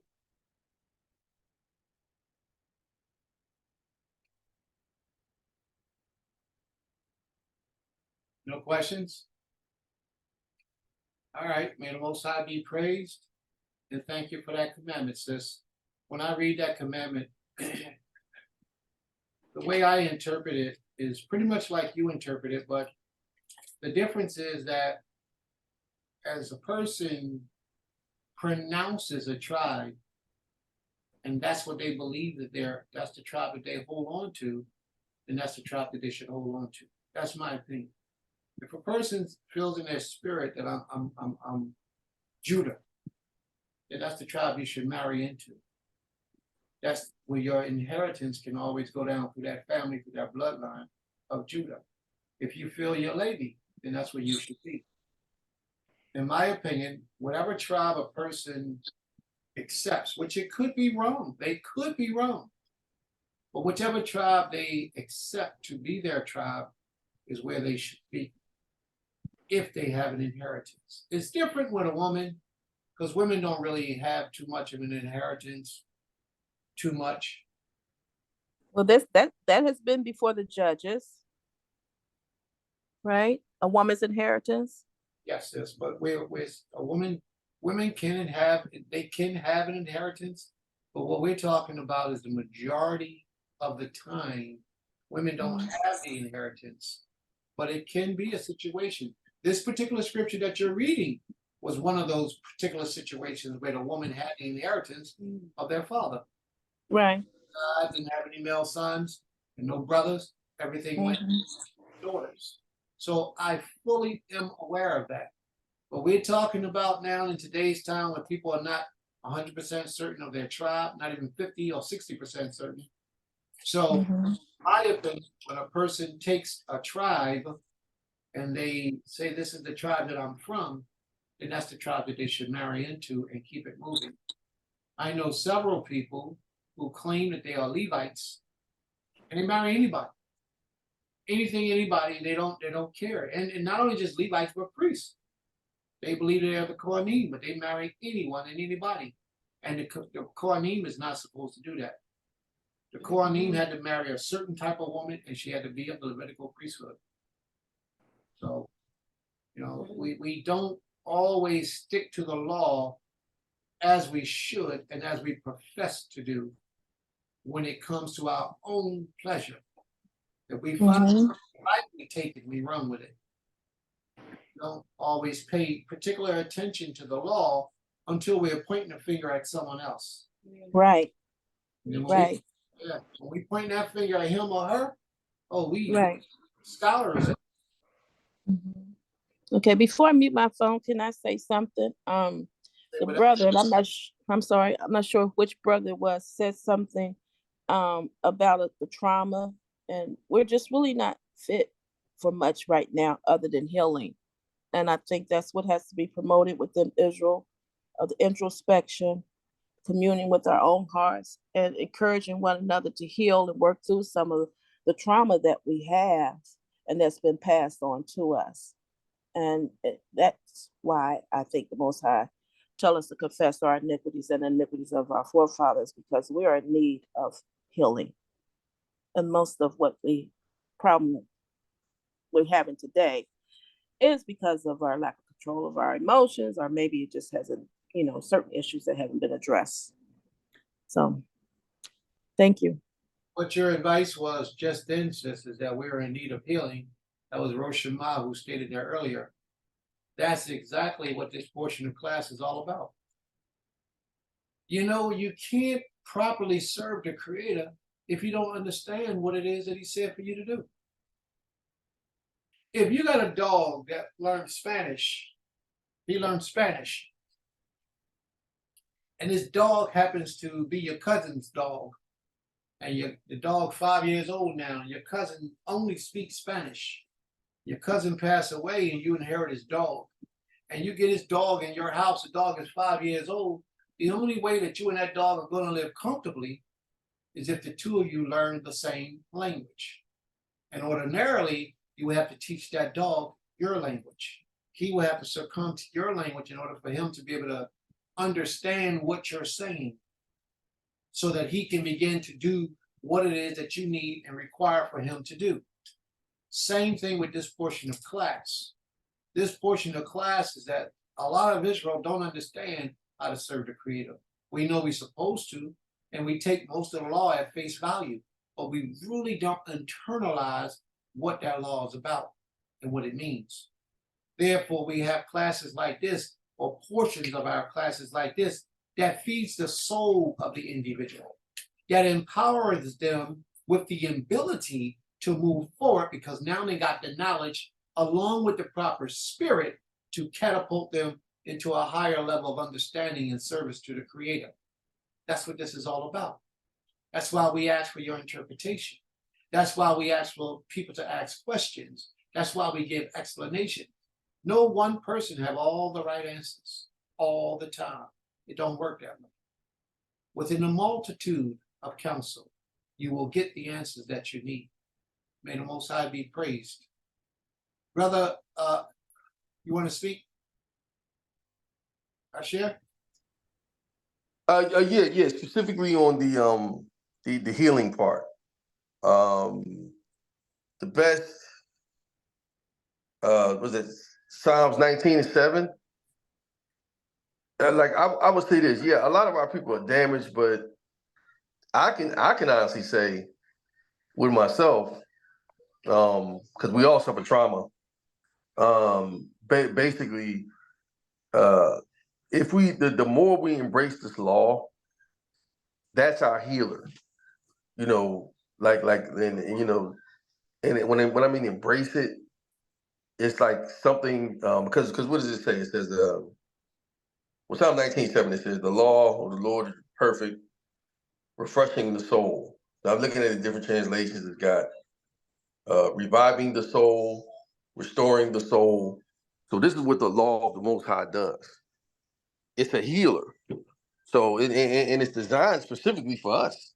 It's been tailor made for us specifically. So taking to it, embracing it till its fullest, can lead to a total restoration from whatever damage or trauma or anything else. Because technically, there's nothing else in this world that's going to help us. It's going to be honest. There's nothing else in this world that's going to be able to heal us or restore us the way we're supposed to be, other than this law. So you know, I would tell people to keep that in mind.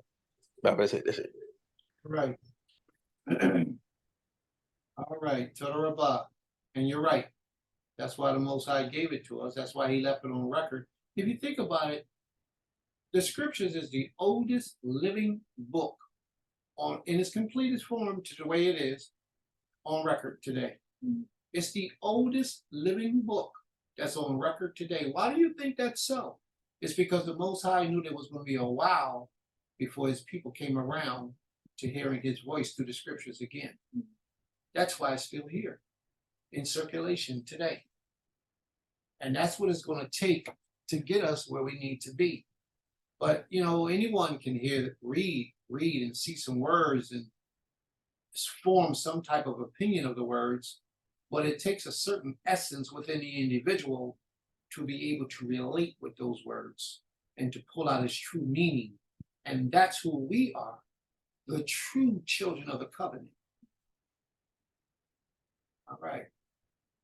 All right. Asher, would you like to give us a commandment? I probably will. Let me look one up. I got a little background noise. Let me look one up. You know, then you can come back to me. All right. So let's see who's left. Sister Carol, are you ready yet? Okay, shalom. Hello. I like to go with Deuteronomy 22, and 23, 24. Okay. And I like to for us to dive into that for a minute. Someone can read it. Oh, you don't want to read your own commandment? Well, let me get hold on. She pull up a commandment. Somebody can read that for me, please. Do you? Yeah, I'm acting like y'all, you know. That scripture with Deuteronomy 22. You know how y'all be at the Beamers and somebody have a reader. Gotcha. Hold on a second. Deuteronomy 22 and 24. Start at 23. 22 and 23. Deuteronomy 22 and 23. If a damsel that is a virgin be betrothed unto a husband, and a man find her in the city and lie with her, then ye shall bring them both out into the gate of that city, and ye shall stone them with stones that they die. The damsel, because she cried not, being in the city, and the man, because he had humbled his neighbor's wife. So thou shalt put away evil from among you. Keep going. No, ma'am, that's that you can stop there. Thank you. Okay. Everybody has an understanding of that scripture. It's really plain. You want to explain it to us? No. I'm just saying that, I mean, it's clear. Well, I have a question about it. Explain to us what it means to you. Okay, what it means to me is that if a woman is engaged and a man approaches her, takes her, she is to be they're both are to be put to death. Her because of not screaming out, yelling for help, and him because he, took another man's wife. Hopefully, we're all on the same page. Yes, If not, you can share. If not, you can share your opinion of that scripture. this is your Now, opinion. my question is, Yeah, go ahead. would that be applicable today? Being that most of the time when women are raped, men, the first thing they say is, don't scream. Say it first. They have, Don't scream. I'm saying most of the time when rape occurs, men may have a gun, a knife, or whatever, and they are telling the woman not to scream. Don't open your mouth. If you do, I will kill you. You will die. Okay? So, my question is that applicable? Or do you follow the commandment? But you're gonna die anyway. Scream and get shot. All right. Let me, if I may. Sis, what's happening here is the Creator is giving you a commandment. And he's Mhm. also alleviating the possibility of rape. He's alleviating it. He's saying these two people are committing adultery for real, for real. And that's why she's being put to death. He's not saying that this is a rape. He's saying if it is a rape, she's going to scream out and then she's forgiven because it wasn't her fault. But if she don't scream out, that means this is something that she's willingly participating in. Although she's a virgin, she's married or a young woman, and she's engaged to another man. If she don't scream out, it's because she's willingly participating. If she screams out, it's because she's being raped. That's what he's really saying. And he says if she doesn't scream out, as you stated, because the man is threatening her to kill her, she's screaming out her soul. And that's what makes the difference. But who could hear it? Hear me out, sis. The Most High hears it. The Most High hears it. The angels on high hear it. They know the truth. They know what's really taking place.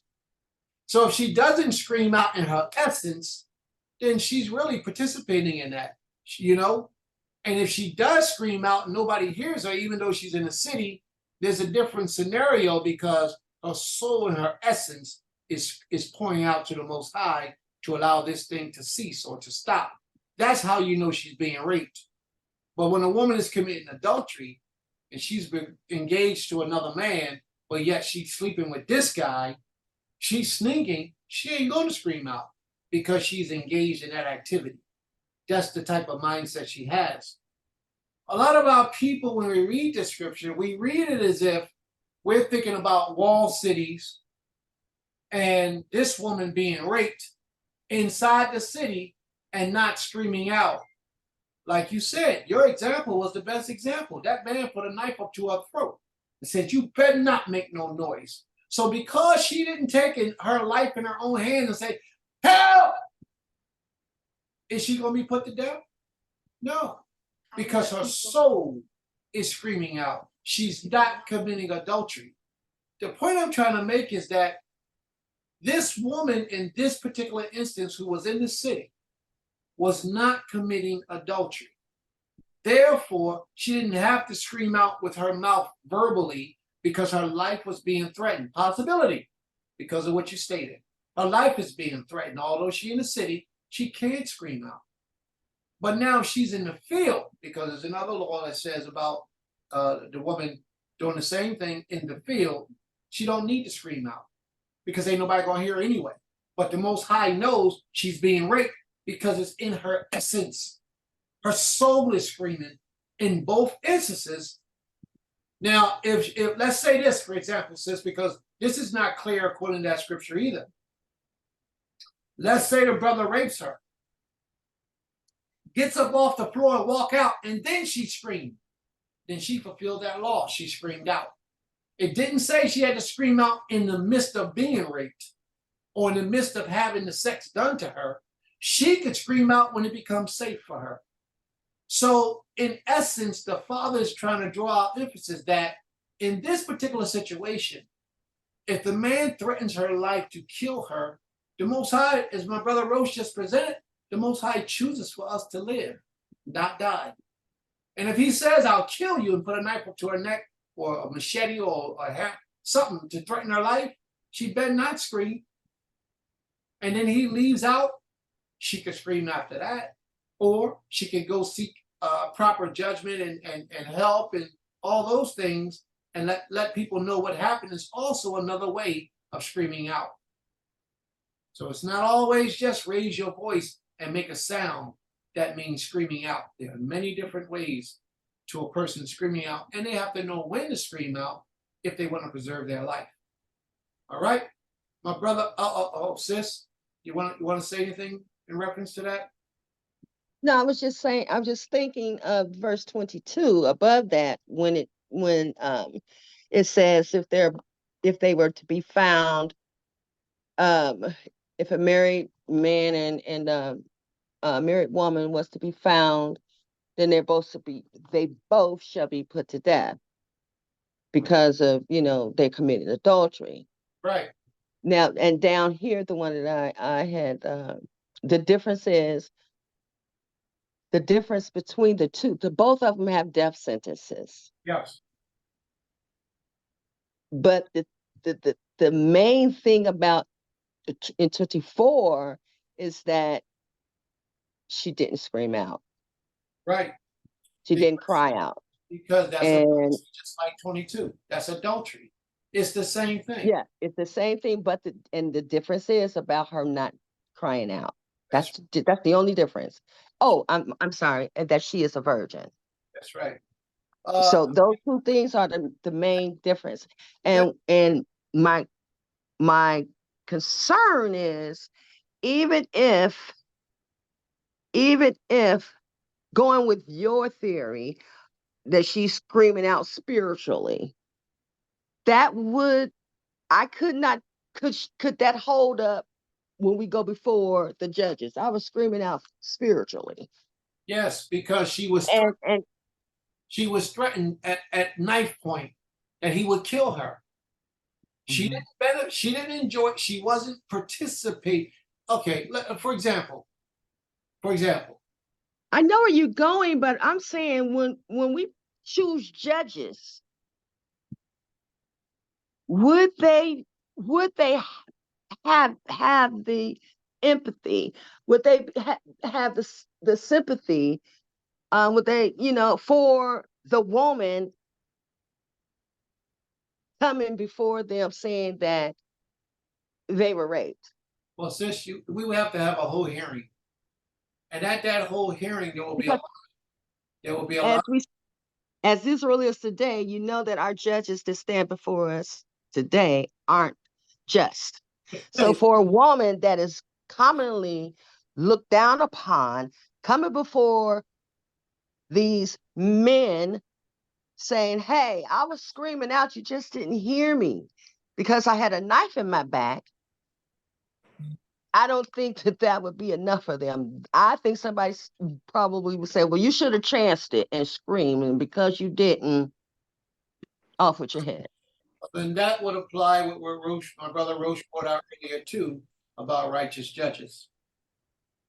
So that would just be an evil act, evil, wicked people that needs correction.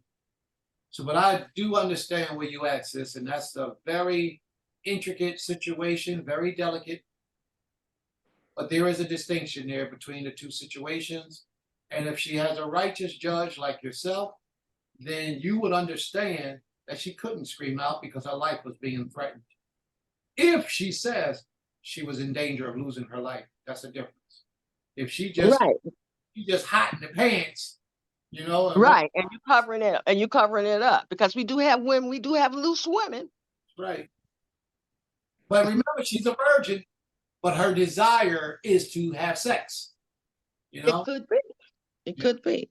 Everybody saw Rosewood when the woman had sex with the black man. Then as soon as he left, she screamed, rape, he raped me, to save her own neck. So I just threw that out there to chew on. That's a good one, sis. I'm done. Misogyny. Okay, very good. I don't even know if that's misogyny, sis. That just might be some evil judges. Brother, I share. Oh yeah. Well, guess what? This is a little baby bite. It's not much to chew on there. I'm gonna tell you why. Let's not forget certain things we had at our disposal that would solve this in like 2 seconds. In Exodus chapter 28, verses 29 and 30. We have at our disposal the Urim and the Thummim. Let's not forget the breastplate of decisions. Now let me read Exodus 28. Exodus 29. Exodus chapter 28, verses 29 and 30. Whenever Aaron enters the holy place, he will bear the names of the sons of Israel over his heart on the breastplate, on the breastpiece of decision, as a continuing memorial before the Lord. Also, this verse 30, put the Urim and the Thummim in the breastpiece, so that they may be over Aaron's heart whenever he enters the presence of the Lord. Thus, Aaron will always bear the means of making decisions for the Israelites over his heart before the Lord. So now, the Urim and the Thummim is there for those things too hard to figure out. Meaning that if you come into one of these precarious situations and you're trying to deter, like you said, the woman was threatened, but she really has no way of. It's just her word against his. You know, the advantage that we got over other nations is we had the Urim and the Thummim and the high priest, and we know when the high priest goes back in the holy place, he's going directly to the Creator. This is not the prophet. The prophet has a way of going to the Creator without the Urim and the Thummim, obviously. So this is like a second layer, which comes to judgment. So good judges or bad judges, a good or bad judge really won't make a difference in this case or situation, because this type of scenario would go before the Urim and the Thummim, because it's life and death involved. And we know for a fact the Creator's going to get it right, because the Creator sees all. So the Creator saw the situation. So if this woman's, in Prince is 1,000% correct, 100,000% correct. If she refused this in her spirit and never opened her mouth, the Most High is going to look out for her, specifically because we have Exodus 28, verses 29 and 30 at our disposal. So nobody will ever suffer injustice when you got access to this. Oh, but that's it. Didn't mean to be long-winded. So here we go. A question for you, my brother. The Urim and the Thummim doesn't exist today that we know of. We don't have it in our possession. So what my sister is asking is, how would that case be handled today, in today's time? Okay. Diligent inquiry. So minus the Urim and the Thummim. Diligent inquiry. So we'll take all the facts into place, meaning that if she says testimony, she says what happened, she was threatened, this, that, and the third. So you got to take that in consideration. Whether she's loose or not, there is a chance that happened. You say something, I'm gonna kill you. Okay, loose woman or not, that has to be considered. Secondly, you get his side of the story. Okay, so but we do have enough. You just don't have one judge. You have a council of judges, right? That's what we have. So we have enough discernment. I won't say psychic abilities, right? But we have enough brilliant minds, collectively to work out, to figure out who's lying, who's telling the truth. But in this case, let's just say, if it comes to a stalemate where nobody can figure it out, then it's like, all right, that would be a tough one there. But it ain't gonna be that simple thinking that people gonna get off like that, because we got some highly intelligent people among You know, then eventually it might not come out now, it might come out later. Who knows? You know, somebody might say, all right, you know, let's get this a week. Let's get this a week. We're gonna figure some stuff out. And you know, it might come later on. You know, the creator just might send a little bird to go tell. You never know. You know, but you know, we have all that we need to work with right here, right now. See, If you ask me. part of the problem is I have to rely on my brother Roche again for what he said earlier. These judges cannot know each other and they cannot know the victim. But while I was sitting here thinking, there's another determining fact that cannot be, that they can't be having sidebar conversation. Because if they're having sidebar conversation before the time to render that judgment, one person can sway the decisions of the other judges through a course of conversations over and over and over. Now, if they hear this matter, nobody knows her, nobody knows him, and each individual is hearing this matter for the first time, and these are righteous individuals, and they're not every day after they have a hearing going behind the scenes, having conversation, exchanging notes. They wait till the very last day before they give a verdict to exchange notes. Then I would agree that today we probably can handle it in that manner. But that's not the case here today. That's not what happens in our culture today. People are wicked. And people will have premeditated anger and hatred towards you and find you guilty of rape and you didn't rape the girl. Or find the victim, the girl who's really the victim, guilty of being loose. And she's still a virgin. She's never been loose in her life. Neither does she have a desire to be loose. All because they displeased with her father, or don't like her mother because they tried to crack on her mom 2 years ago, and the mom didn't go with him, so she went to the other man, and now he's mad. So the daughter that come up as a result of him not having a wife, now anything that comes before him, he finds her guilty. See, you got to be careful because people are wicked. They're wicked. And they cover it all up under the name of elders and leaders and judges. And it's not good. My brother Roche.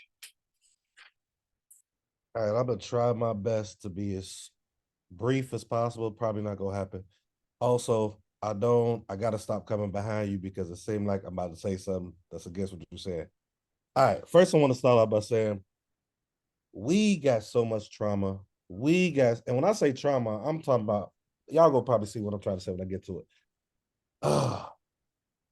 I do not believe that the literature, and some people will go against what I'm about to say, but if you try to hear me out, it's misogynistic. I think a lot of terminology that we use has been pushed on us. That's just my opinion. Let me get to the topic that she brought out. One, I remember Chief Prince Ebeline, a mentor, teacher, a friend of mine, he brought up something that I don't want to put all his ideas out, and I think it's a great idea, but I'll say this. We need, like what Prince just said, if we bring judges, like a Sanhedrin type thing, but it has to be a woman representative too.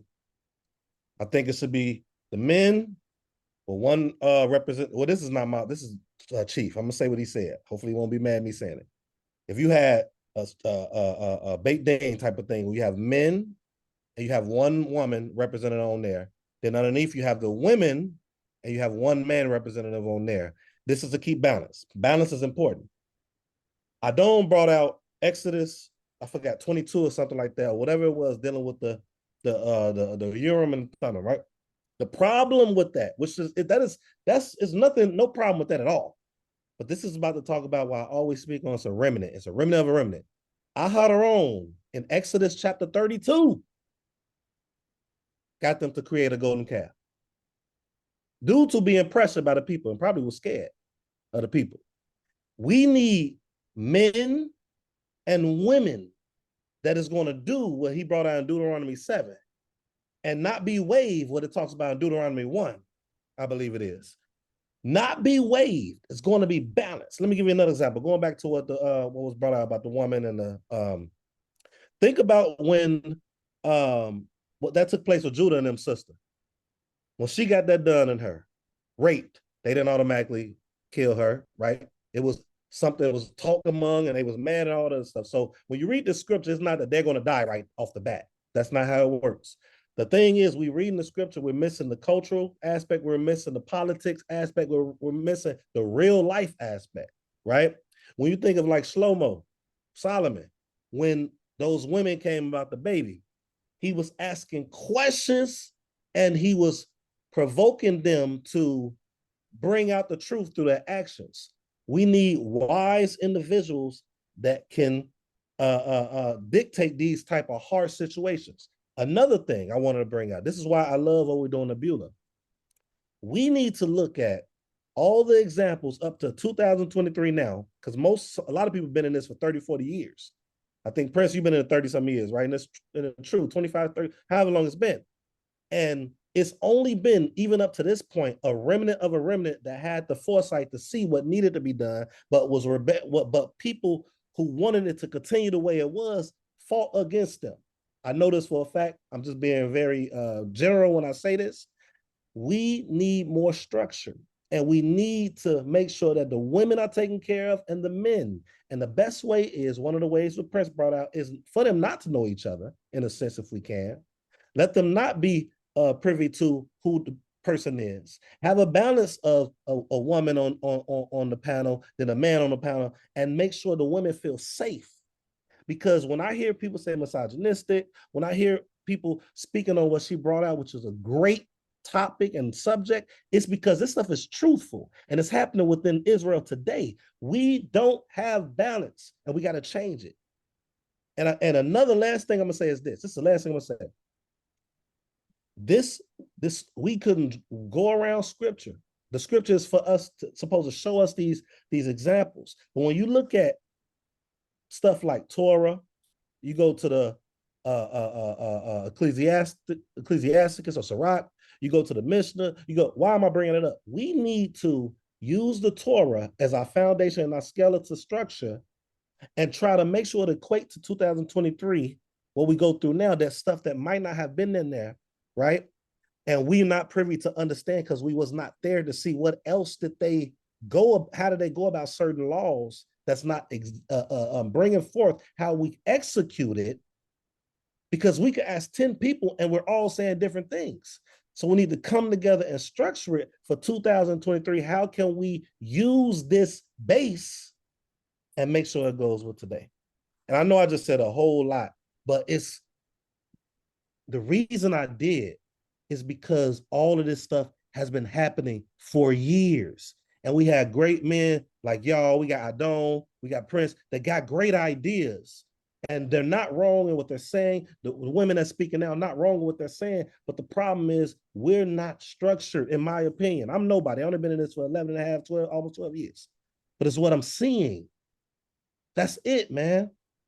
And I'm passionate about this because it's causing our women to leave the truth and or fight with the men and or not respect the men because the men are not stepping up with balanced ideas.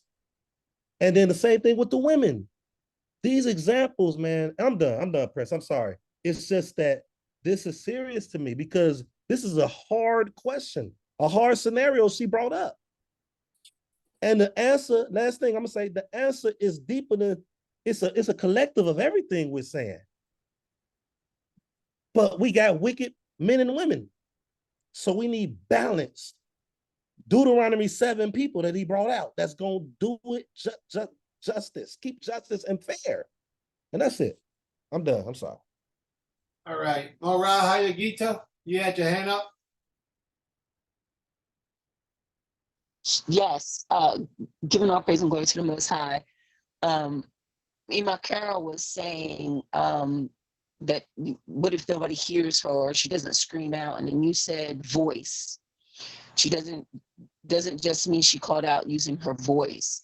And Asher was talking about the breastplate for back then. Today, there are so many ways that women cry out in their anguish of rape. And I want everybody to understand there are many facets of rape, not just somebody holding a knife to your throat or a gun or grabbing you in a back alley. Forceful rape could be, and not just women, men too, you work for me. You want to keep your job. You want to feed your children. You want to sleep with me. That's rape. I have to feed my children. I don't have a cover, or I don't have this, or and I've seen it. Young men being coerced into sexual encounters that they don't want to get into. But if you don't, I'm gonna tell everybody you did this, A, B, and C. And you're talking about a stage in a young man's life where they are, my reputation means something to me, right? Those are many different ways of rape. But calling out, there's text messages, there are conversations. Our children and we as parents have to start to learn to listen for these things. Don't create things, but listen for certain things that your children say. Look at the different ways they are acting. Were they outgoing at one point in time? Now they're withdrawn. Did they dress in a professional way, but now they're going to work in knapsacks? What, we have to pay attention to those things. That's a way of calling out. That is a way of crying out. I could write in my diary. That is a way of calling out. I'm embarrassed. I don't know how to say to somebody that this is happening to me. It was especially when they're young. Most of you know my story. And I won't play victim here, but I will use as an example. I did not know how to tell my parents what was happening, not just to me, but about 8 or 9 other children that I spent days and nights hiding them in drawers and in closets and locking them in the basement and hiding the key, just all kind of crazy stuff. I didn't know how to cry out. We need to look at the signs.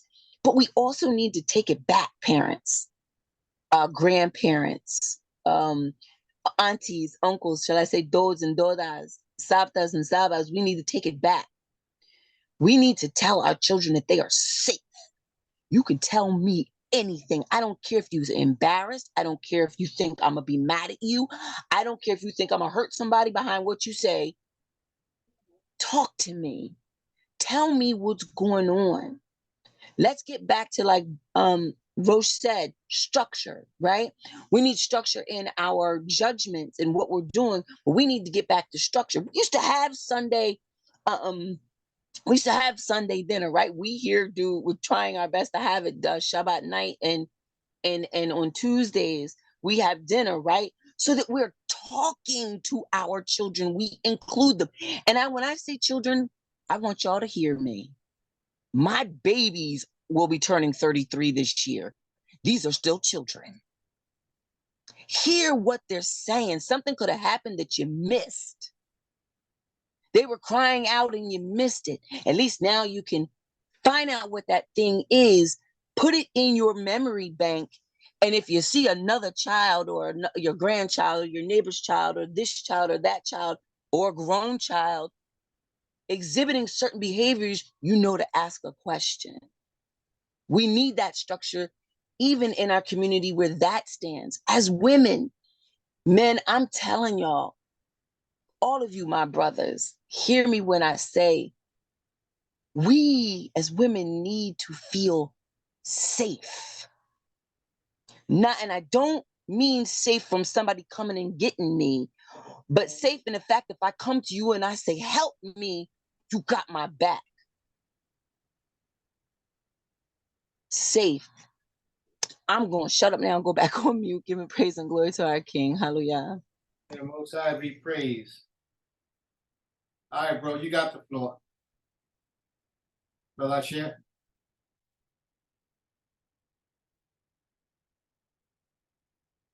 Thank you for that, sis. Brother Asher, you still present? I can't hear you, bro, if you're speaking.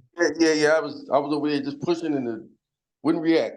Excellent, sis. The sister brought up a lot of good points that we had to be mindful of. Okay, always 100% on point on that.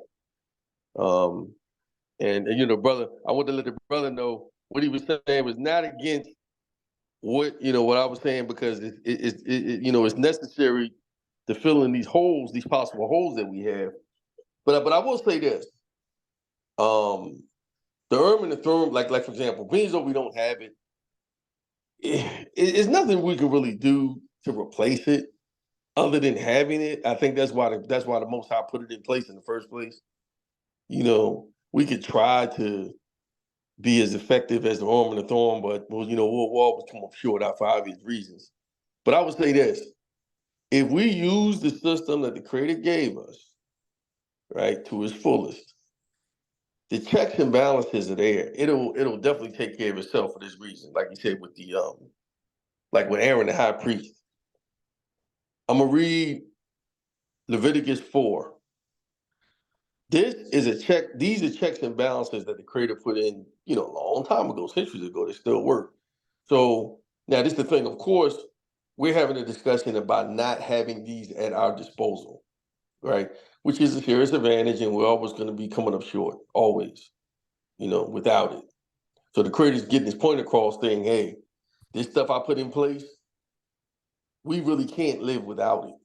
We can try, but living without it, we're still going to come up to be a failure, one way or the other. But I'm reading Leviticus 4. This is the checks and balances even for the priests. And all right, let me do this. Leviticus 4.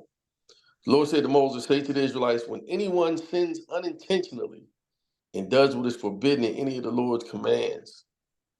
In verse 3, if the anointed priest bringing guilt on the people, he must bring to the Lord a young bull without defect, sin offering. And it goes on to tell you what he's supposed to do. Then it goes from the high priest down to the common citizen.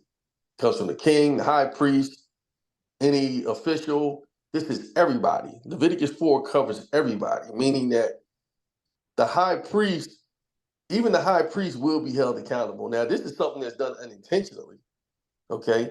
And there's accountability, which I was going to bring this law up about. If you sin unintentionally, are you still guilty? The answer is yes. If you sin and don't know it, you're still guilty. You're still guilty, and you have to take the steps to correct it. Some people think, well, just because I didn't know, I should be held accountable, or God won't hold me accountable. No. If you do something unknowingly, you're still guilty. It's just that the time, your realization and you paying just hasn't come up yet. But I'm saying to say this: the checks and balances the system that we have, the checks and balances are in place. All you gotta do is use them. A crooked high priest, we got something for that. Crooked king, we got something for that. It's all right here in this Torah, and we gotta use it to its fullest ability. And right now we're in a position we hoping, because I'm closing, we're in a position we're hoping, praying and wishing in every way possible that the Creator restores us and gives us back these things he's taken away from us. Because this is one hell of a punishment, not having these things in place and dealing with the ordeals, with our people, especially our women and children, the crisis and the victimization that they suffer. But that's it. Very good. Total Rabah. May the Most High be praised, and thank you for that contribution. Sister Carol, is there anything you would like to say? Oh, no, I'm good. Good. Your thanks. May the Most I High. mean, yeah, I'm good. All right. Thanks for everybody's comments. Yeah. I think you might be the last one to give us a commandment. Okay, well, that was my commandment. That was my Leviticus 4. Huh? Leviticus 4. Oh, bro. You just read Leviticus 4 when you was talking about, it don't work like that. You was I got to come up with another one. All right. Yes. All right, let me see real quick. Let me see.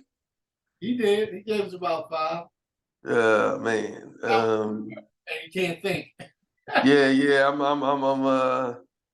Oh man, it was. Cause something.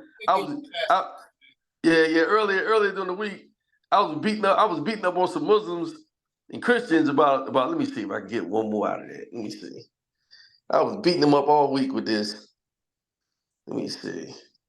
The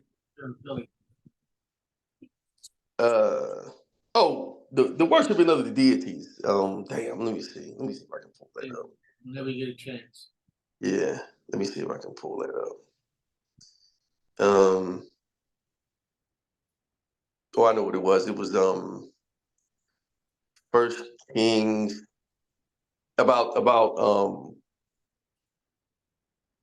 oh man, worshiping a king or asking for a king. Samuel, ain't it? Yeah, Samuel, and they were talking about JC. They were talking about JC being the king that they rejected. So I said, well, and they were simulating JC with the Most High when he said, "I am that I am." So I said, look, JC would never be the Most High. I am is the Most High, right? And I said, number two, when you read in Samuel, I said the Most High really had nothing good to say about the king that you're asking for. If you go to the script, he said he's pretty much going to be a worthless lowlife that wasn't going to do you any good. So if the creator, and my point was, if the creator had nothing good to say about the situation, now King David, yeah, he proved himself. But initially starting out, when we asked for a king, the creator had nothing good to say about what we were asking for. So I said, why would you try to put JC into that category? Is that was my talking point. I was saying, like, look, I said, one, I brought out that the king that we rejected was the Most High and the Most High only. I took him to Samuel on that. And then shortly after that, I took him to the verses where the creator was speaking about this is, he's telling Samuel, tell the people, this is what the king is going to do for you.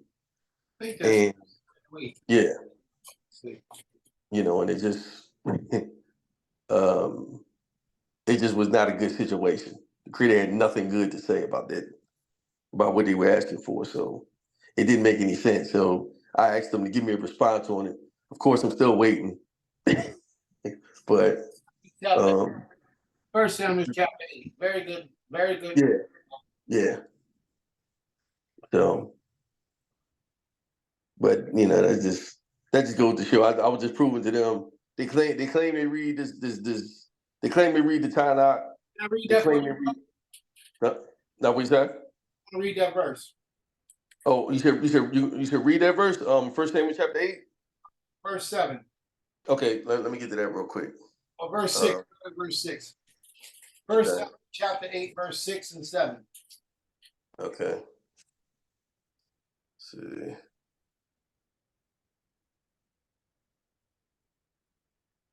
Chapter 8. All right, here we go. You said verses 6 and 7. All right. Here we go. All right, here we go. Verse 6. But when they said, give us a king to lead us, this displeased Samuel. So he prayed to the Lord. Verse 7. And the Lord told him, listen to all that the people are saying to you. It is not you they have rejected, but it is me they have rejected as their king. And that what you just said. Mm-hmm. Oh, and in addition, verse 8 is where I really knocked him over the head with this. And I said, now, this is what JC represents. Verse 8. As they have done from the day one I brought them out of Egypt until this day, forsaking me and serving other gods, so they are doing to you. I said, this is what JC represents. Verse 8.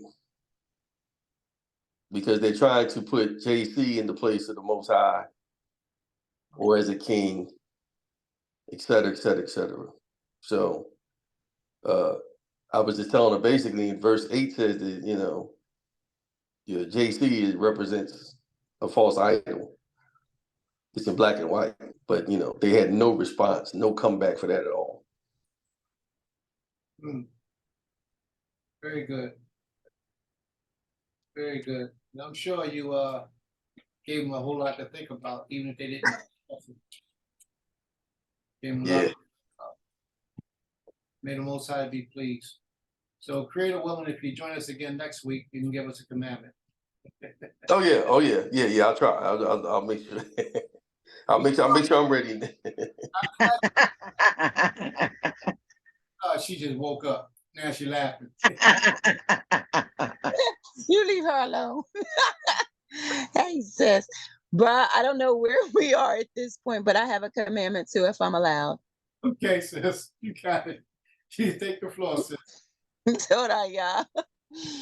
Okay, so this commandment, ironically enough, pretty much sums up Roche's lesson from today. And this was something that I have been working on myself, and his lesson solidified it for me today about righteousness and being wrong and when you make a mistake, right? It's I'm going with Numbers chapter 5. Sorry, Amy. Verse 6 and 7. It says, "Speak unto the children of Israel, when a man or woman shall commit any sin that men commit to do a trespass against Yahuwah, and that person is guilty, then they shall confess their sin, which they have done, and he shall recompense his trespass with the principal thereof, and add unto it a fifth part thereof, and give unto him against whom he has trespassed." But there was a couple of things in here that Roche brought out earlier, and I thought these two verses just literally brought them together. One, it says any man or woman, so let's just talk about it. Women and men, we make mistakes, we trespass, we sin, but like Roche said, the sinner stays in that sin, right? And it says, shall commit any sin that men commit. So we're being told we will make mistakes. We will botch it up. We will screw it up. But get it together. Don't stay there. But something here that I thought was really important. And it says that we sin against Yahuwah, but it says this, and that person be guilty. Someone may think you committed a sin or some kind of transgression, whatever, and it may not even be a transgression. You have to be guilty of a transgression. It says, and that person be guilty. You may think you did something wrong, and you look up and Prince says, well, no, that's not a sin. It's not a transgression against the law. It might not have been a cool thing to do, but it's not a transgression. It may not be a breaking of Yahuwah's law, right? It just may be not a cool thing to do. But then it says you have to confess what you did if you're wrong, right? Just say it. Yo, I did it. Right? And that's one of the things we have to remember. It says that we have to confess that we did that. And I thought here, which most of y'all know, like Chief Shema, Roche goes into that whole Hebrew thing, right? Confess that you are sin, what you have done, and you shall recompense, turn back, right? You got to confess it and don't do it again. You can make those mistakes. And I beat myself up a lot of times. I was saying, okay, I did that wrong and I don't know how to fix it. Princess Medaya will tell you, my little sis will tell you, I'm always saying, y'all don't want me. I'm just a total mess up. Oh, he's gonna throw me away. I say stuff like that because sometimes I'm so hard on myself. But it says confess and turn back. Even when we do things to each other that are not like detrimental to our physical, like a murder, right? Or raping of children, or killing somebody, or raping an old person or something like that. We have to remember we're human and we do make mistakes. Don't hate me because I screwed up. Love me and help me and hold my hand through it, please. Let me turn back. Let me correct my mistake. And then let me apologize. Because there's a whole lesson on forgiveness, but I did that once already. Giving praise and glory to the Most High. Yeah. Bruh, take it away. Anybody have any questions for the sister? May the Most High be praised. That was an excellent command. Does anyone have any questions for the sister? Any comments?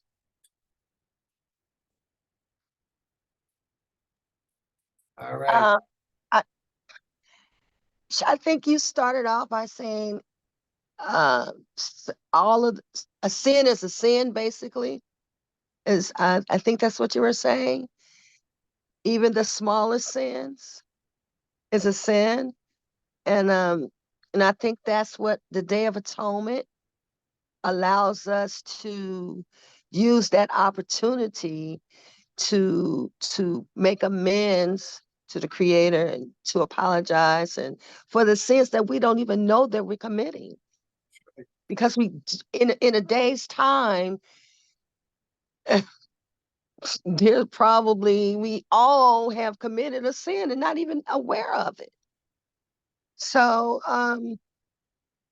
back then there were offerings that we offered up, that we offered to the priest for the Most High. You know how that goes, that system, for the smallest of sins. So today I'm not sure, exactly what we can do other than because we don't, the Most High is not even accepting our offerings any longer. So I think that we should take advantage of the Day of Atonement just for that purpose, to ask for forgiveness, for the sins that we know we committed and those that we don't know that we have committed. That's all I wanted to say. And we all are work in progress.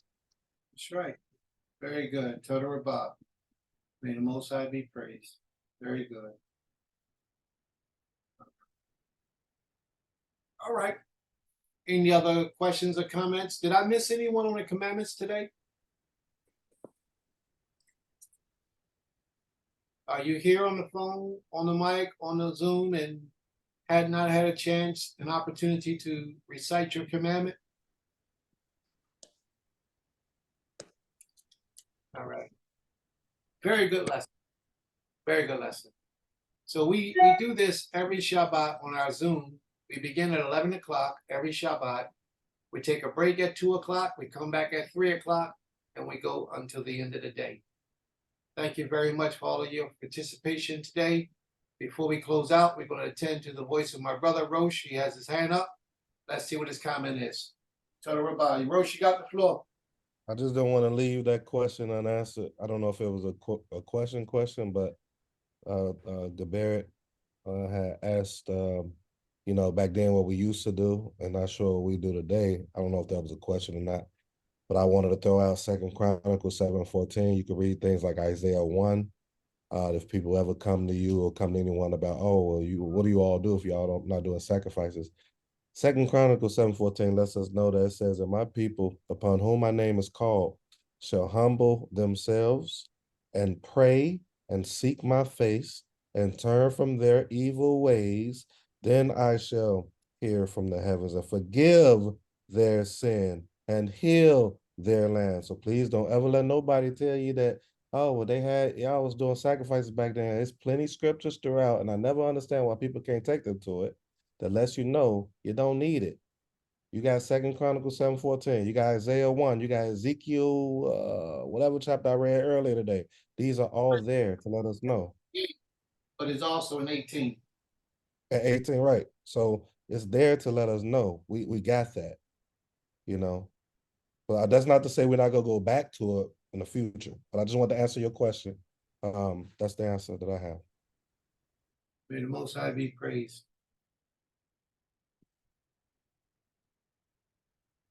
Absolutely. I believe that was Ezekiel 38 you read today.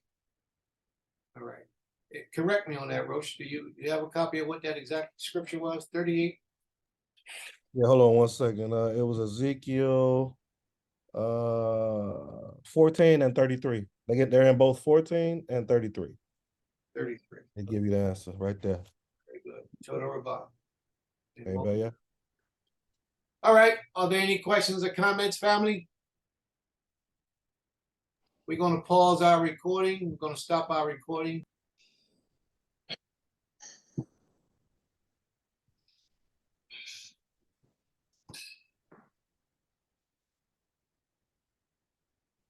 Heavenly Father, we humble ourselves as we come before you, begging for your permission to approach unto your throne.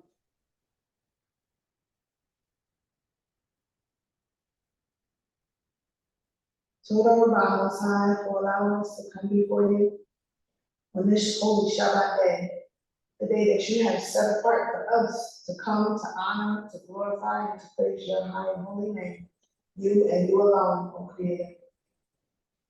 Most High, we thank you for the opportunity to congregate with one another. Some of us are together in our homes, some of us are virtually, but we thank you for this opportunity, O Most High. We thank you, O Most High, for the words that were spoken today, from the different lessons that were taught today. We thank you for giving each teacher, Roche and Aish Prince, the voice, the wisdom, the knowledge to share and to open up the floor so that we can all share what we have learned and to gain from one another. We thank you, O Creator, for allowing our new visitors to come on the call today, to be present on this day, on this time, to witness the word, to be taught and given in a way that we can ingest it and to be able to apply it to our daily lives. Oh, Creator, you are so merciful, and we thank you. We continually, O Most High, ask you to forgive us for our sins, those known and unknown. We continually ask you, O Most High, to be with those who are in the prison houses unjustly, who are sick, who are unsheltered, and the fatherless and the widow. And we ask, O Most High, to be your will, that you free those who are in prison unjustly, that you heal the sick, and that you find covering for those in need. Most High, I thank you, O Creator, for blessing my twin brother, my son, and myself with another year of life. Thank you for allowing me to spend my birthday on this Shabbat day amongst my brothers and sisters. It has been a blessed day to be embraced and to learn so much more.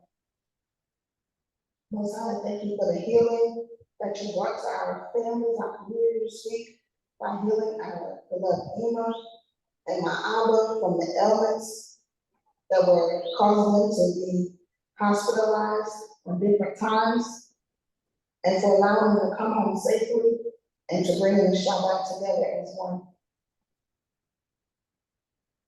I thank you, Creator, for all things and everything, and I ask that you be with each and every person on this call. Heal those who are in need of healing, whether it be mental, spiritual, physical, financial, whatever the issues are, Most High. I ask that you heal each and every one of us, that you continue to allow us to rise early in the mornings, in the midday, and at the evening, as we call upon your name in prayer, as we call upon your name in giving thanks. Most High, please watch over us. Some of us we may not speak throughout the week, but maybe we speak to them again in 7 days of Creator.